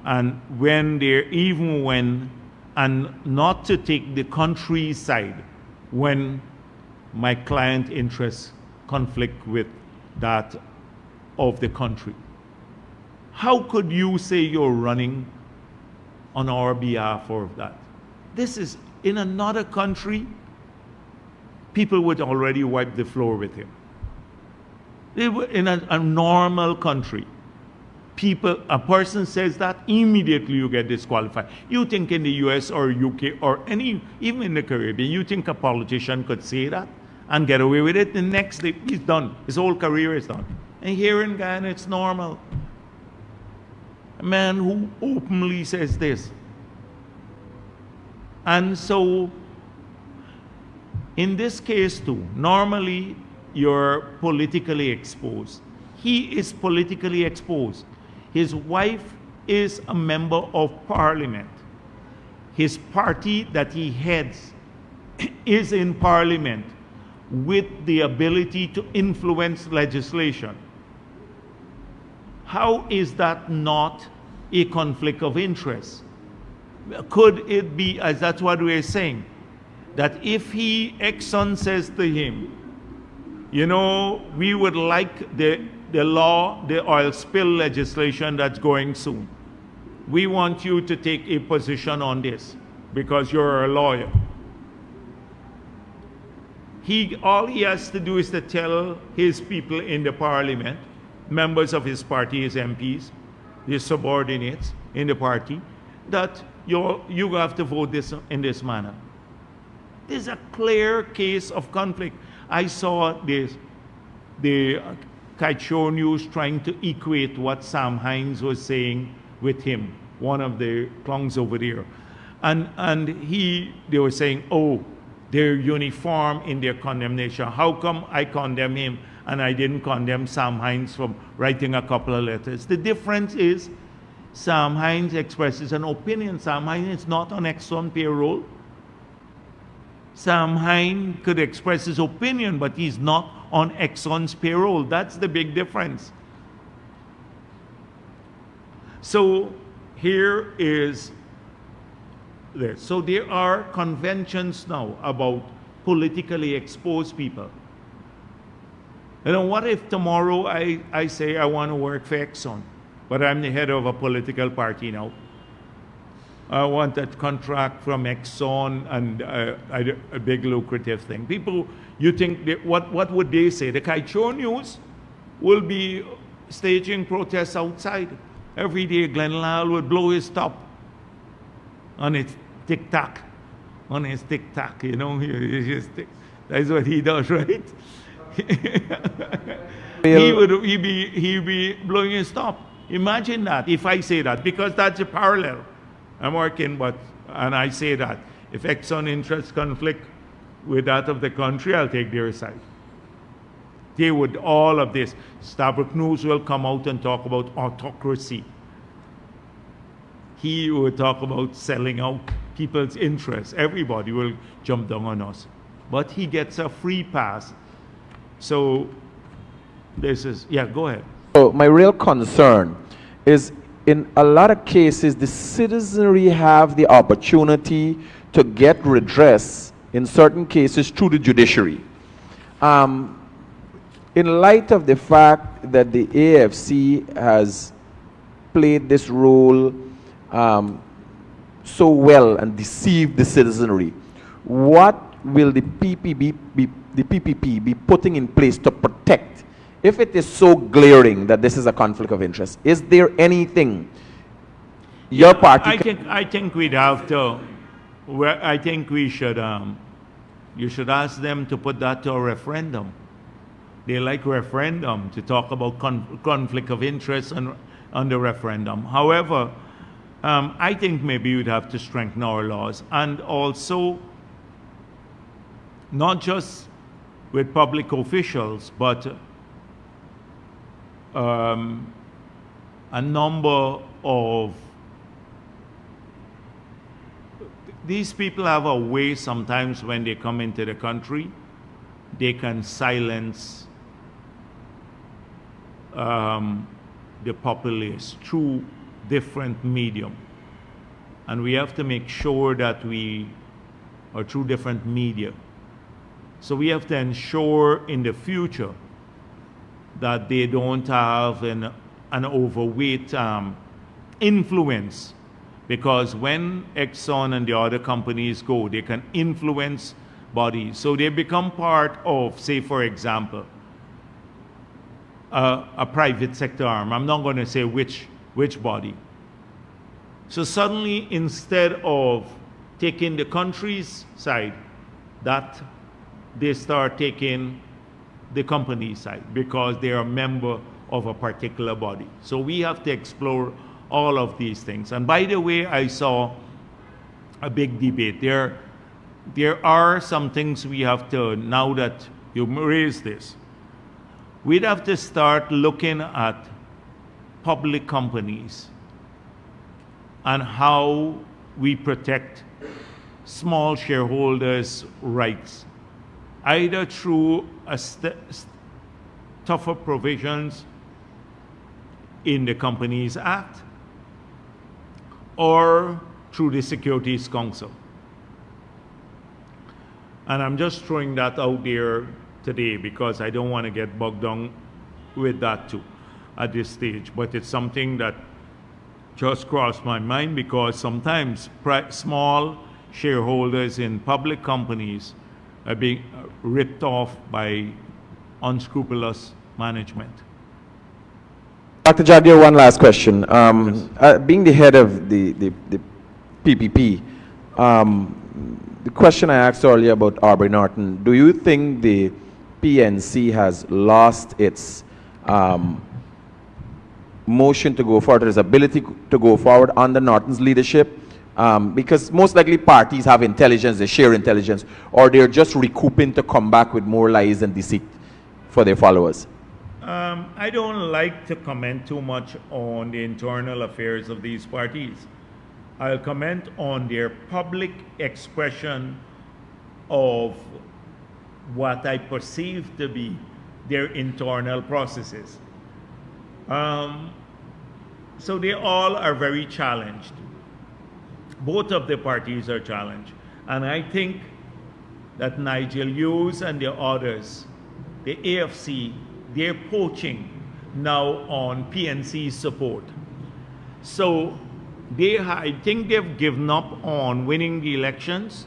They're trying to poach PNC's support by drawing people away from the PNC, by claiming they're more intellectual or they're more honest or more decent, all of which are sham, of course. And they're going after PNC support to draw that. So, because I know for sure they're not making any headway in the PPP support areas, nor, in fact, we are doing some work, much more work in communities that traditionally didn't support the PPP. So that's where the conflict is between the two parties. And so they're trying to show up Norton every time. That's why they carry but they can't do it because they carry the whole leadership of the party. To a single press conference. I can see the whole leadership of a party at a press conference, like they don't have anything to do. You know, and you go there and talk nonsense too all day long. It's a sad shape. That's your intellectual. That's the totality of your intellectual power there. So I can call on thousands of PPP intellectuals who are doctors and in different areas, economists, they're scientists, a whole range. We have great intellectual prowess and depth, young people, old people. I don't have to bring all of them here, but when I speak, I'm speaking with the knowledge that we have a huge base out there of every race, every religion that has phenomenal ability to come up with solutions. So I'm capitalizing on that strength. They go there and behind nothing. That's the cream. Nothing. They don't have anyone behind them. It's a sad thing. I look at them and they look pathetic every time they go there, especially when they're floundering around. And Nigel Hughes pretend he's the conductor. Oh, I'm passing that to Patu. I'm passing this one to Ramjatan. I'm passing this one over here, the conductor. We don't do conductor press conferences. Good afternoon, Dr. Jagdeo and also Williams, Skytree News. Sir, recently you had suggested that by not implementing a ring fencing provision for the oil projects in the Starbuck block, Guyana is strategically foregoing short-term benefits to reap greater long-term gains. However, in light of the World Bank in a recent commodity markets outlook forecasting a decline in oil prices attributed to an anticipated global oil surplus, do you still hold this position? Often, people who are uninitiated, they put a lot of store on these IFIs and the reports they produce. For people who are actually in the sector, they pay scant regard to those reports. So if you ask any of the oil majors around the world about this World Bank report, economic outlook report, they probably wouldn't even know about it. Nobody pays attention to this. In the past, they're doing business guide. Very few people. I met once in New York around the UN with several CEOs. So I asked them, how many of you, when you go to a country to invest, read the doing business guide that the World Bank used to produce? Something of that nature. And none of the CEOs were aware of this, that there even was such a document produced. And then we found out eventually that countries were paying off staff to rank them higher on the index. So if you look at the oil market and the people who forecast oil markets, you wouldn't turn to the World Bank as the authority on this. And oil markets are very fickle in nature. So you may have a glut today, but you have a shortage in the future. Say, for example, a single event. So assuming if you had Iran not being able, say there was a sustained, like in the conflict with Israel, their oil assets were damaged. You remove nearly 2 million barrels per day from the world market. If you have, say, war or something in the shipping lanes, in the like what the Houthis from Yemen did, you can see closure of shipping lanes that cause oil prices to skyrocket. So a lot of these events are, in the long run, they're driven by assumptions, but then things move. When you look at short markets, the spot markets, you tend to see a number of influencing factors. That's when global politics and even economics wane heavily. I don't, when you look at capacity, now, a lot of the oil majors have not been investing in fact, they're divesting a lot of their production resources. They're moving more to downstream sorts of activity, not upstream. And so I think the prices would be sustained long enough for us to be able to utilize the resources that we get from the oil and gas sector to invest in our economy in a manner that keeps us safe from the ravages of climate change, or safer through adaptation, that we can utilize the resources to stimulate non-oil investments, to grow the non-oil economy to such a level that our future prosperity will not be impaired, that we can utilize the oil resources to get the highest level of education and healthcare services to our people, that would allow us to save also some of these resources for the future, for intergenerational equity, I think it would last, the markets and the investments that are currently being made would last into that future. And so, especially given how I started the press conference by speaking of the trajectory towards sustainability and how we're way off that trajectory and not enough is being done to bring us back onto the sustainable trajectory.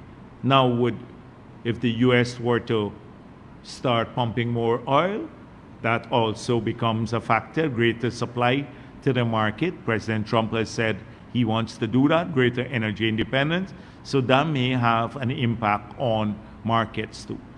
The good thing is that our crude is light sweet crude. It's a good quality crude. And it's also, our break-even cost is below many countries in the world. So if you had to fall off the chart, the production chart, on the basis of quality of crude and break-even costs, many other countries will fall off before we fall off the chart. So those are important factors. So just to clarify, you don't find this report findings worrying at all?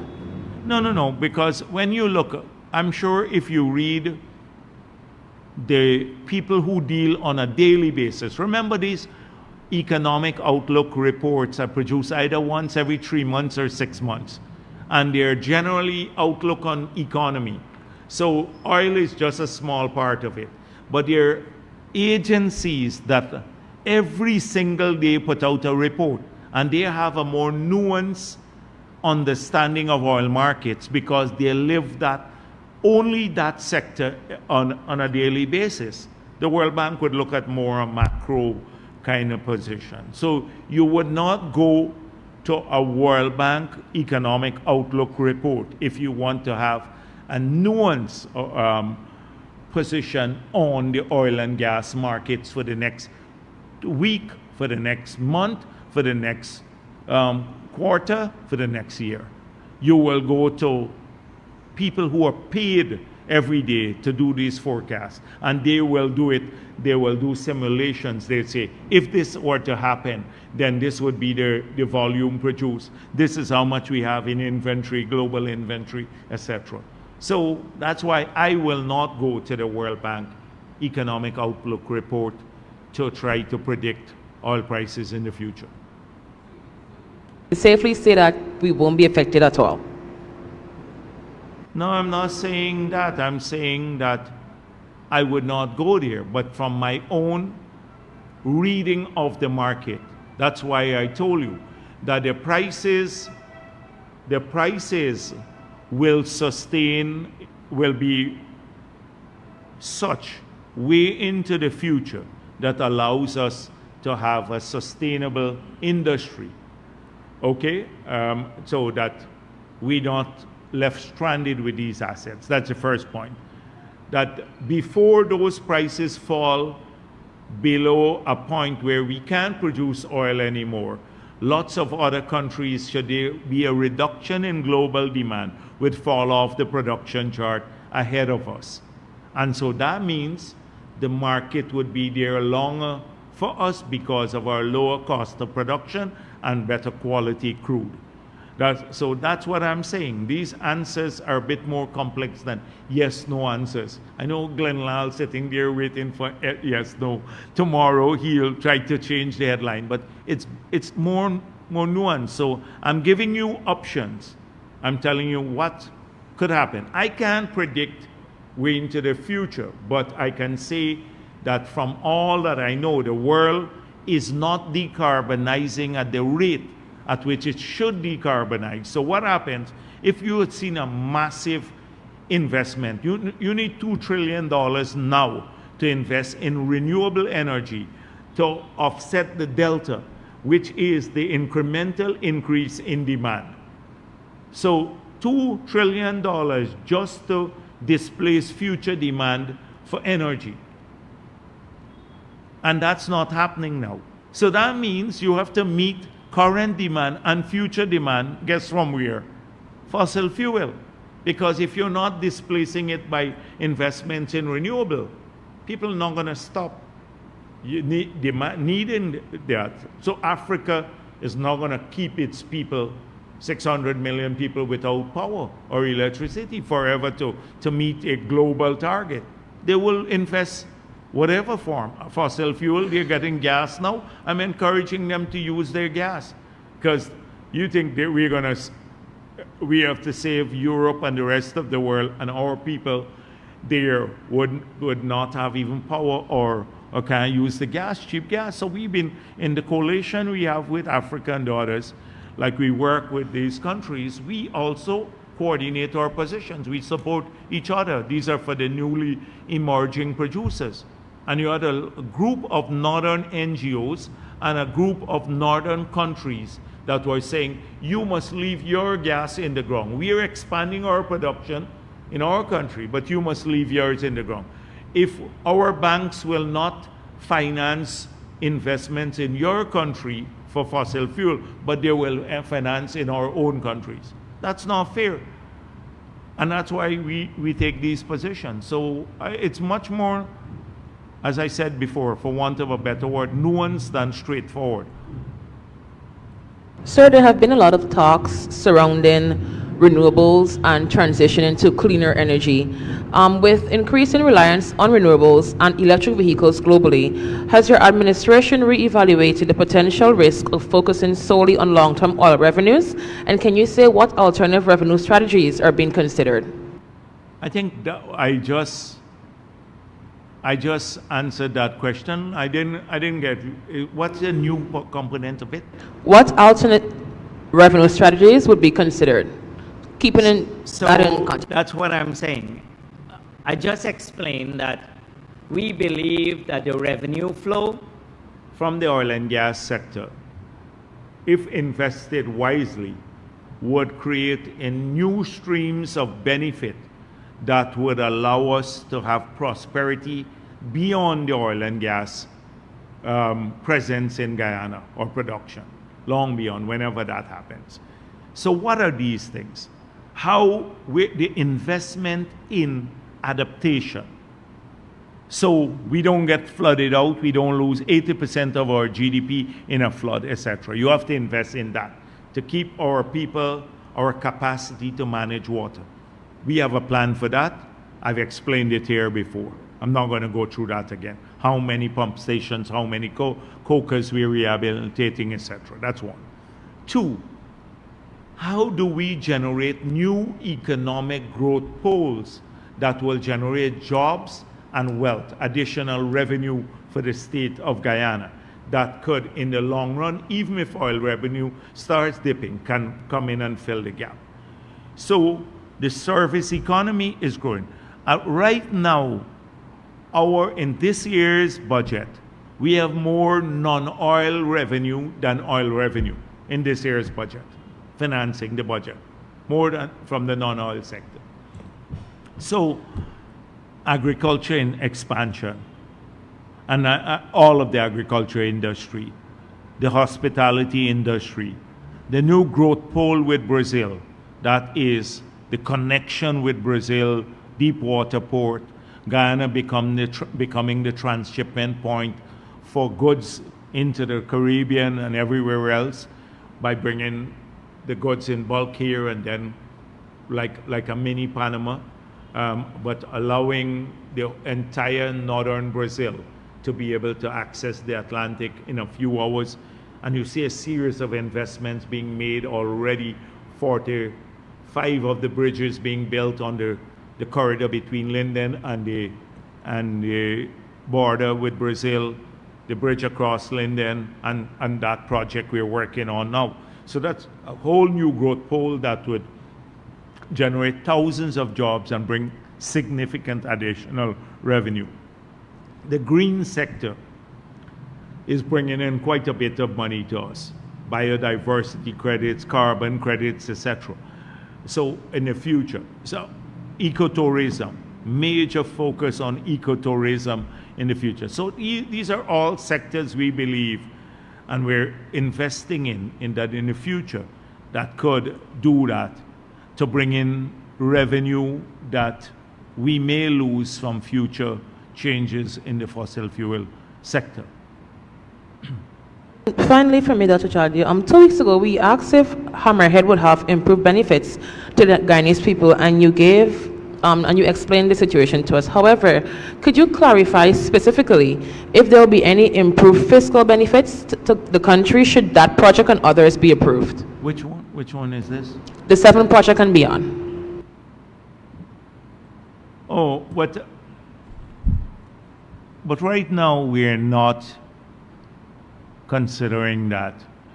I don't want to be premature. We have not received the full application from Exxon. And when that application comes in sometimes next year, we'll review it and then I'll let you know. Okay, so my position is still the same. We haven't received an application as yet, and we will deal with it at that time. So let me just give you some numbers that I came upon a couple of days ago. So you know the gas to energy project. We have to pay, like per annum, we'd have to pay about $100 million to cover the capital costs on the pipeline, and then to amortize the loan on the power plant and the NGL facility and the transmission lines. So payback for about $100 million per year, we'd have to look at that. If we sell the NGL at the import price, FOB price, that is the liquids we get from the project, at current price, it will cover all of it. So just selling the liquids we have. So what does this mean? That is at the FOB price if we use that price for the liquids like the cooking gas and everything that we import. So you look at the price multiplied by the volume, it gives us about $106 million per year. So that means we can cover the entire payment. So the cost to the Guyanese taxpayers is zero. For generating power is zero. We're getting the power practically for free because we're paying back for the whole project from the sale of the NGL, that is the liquids that we're getting when we clean the gas to go to the power plant. If we utilize the retail price at which that gas, like the cooking gas, is sold to people, and we multiply the retail price times the volume, we're over 250 million US. We can repay the whole project from that alone if we sell it. Of course, we're not going to sell it at the current price.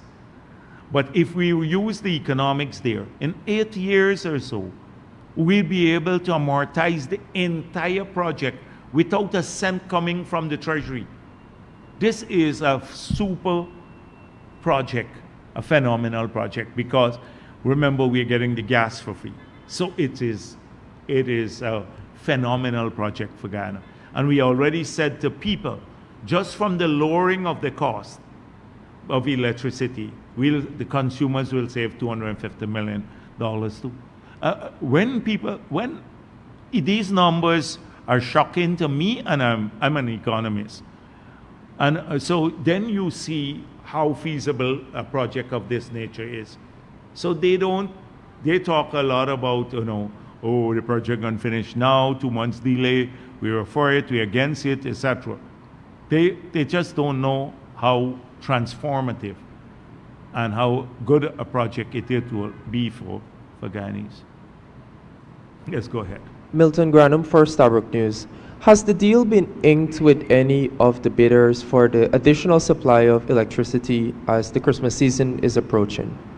Oh, okay. So right now, the only one that went to the cabinet, I think it went to the cabinet, the same company that came in, the power ship. That is the only one, because the rest were for supply of equipment, which will take a long time to establish. All the other bids were not for sale of power, but they had to come and establish a plant.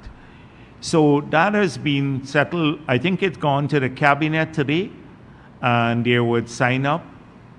They have to build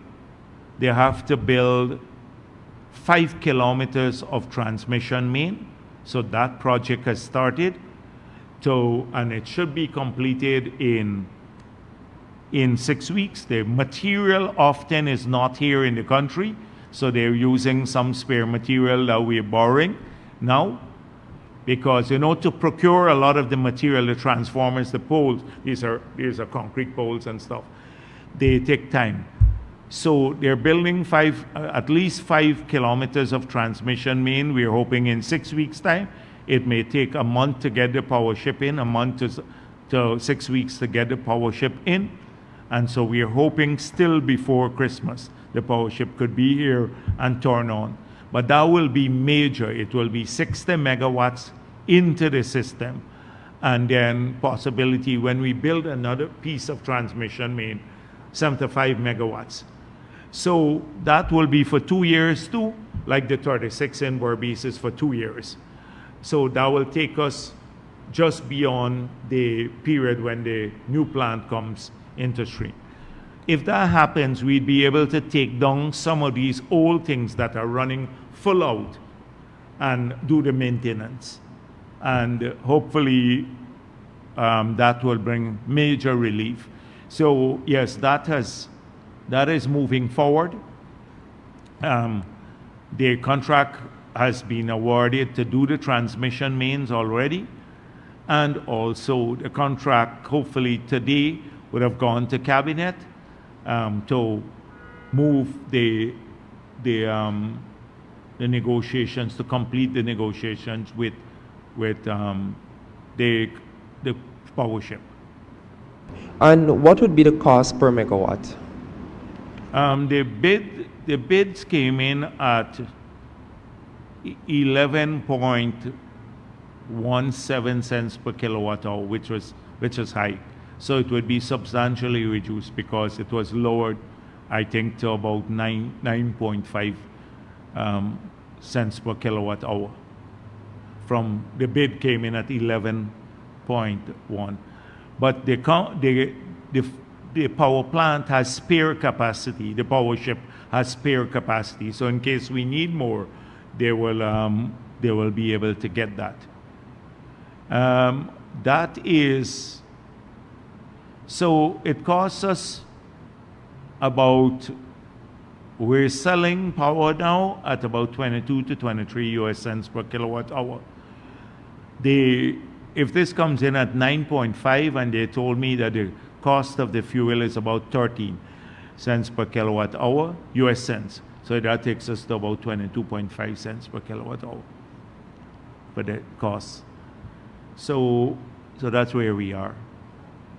For the Chronicle, over the next Oh, few... by the way, Stabrook had something. I spoke with Stacia about the report that he told me that by tomorrow they're finalizing the second audit.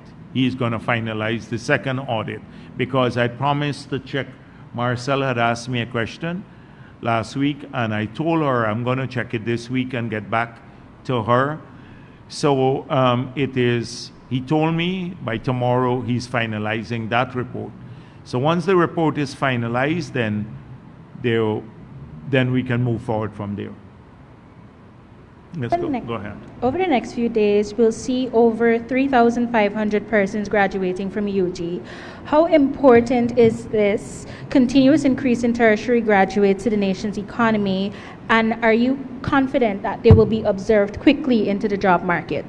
Yeah, so absorption into the job market is something that can happen at a rapid pace or can take a while, depending on what you study. So that's why when people choose what they study, what courses they opt for, they have to also do so with a view of the job market. So a country does not need 200 sociologists. If you have 50 good sociologists working, that's good. So if you have 200 to 300 persons graduating in sociology, then they're less.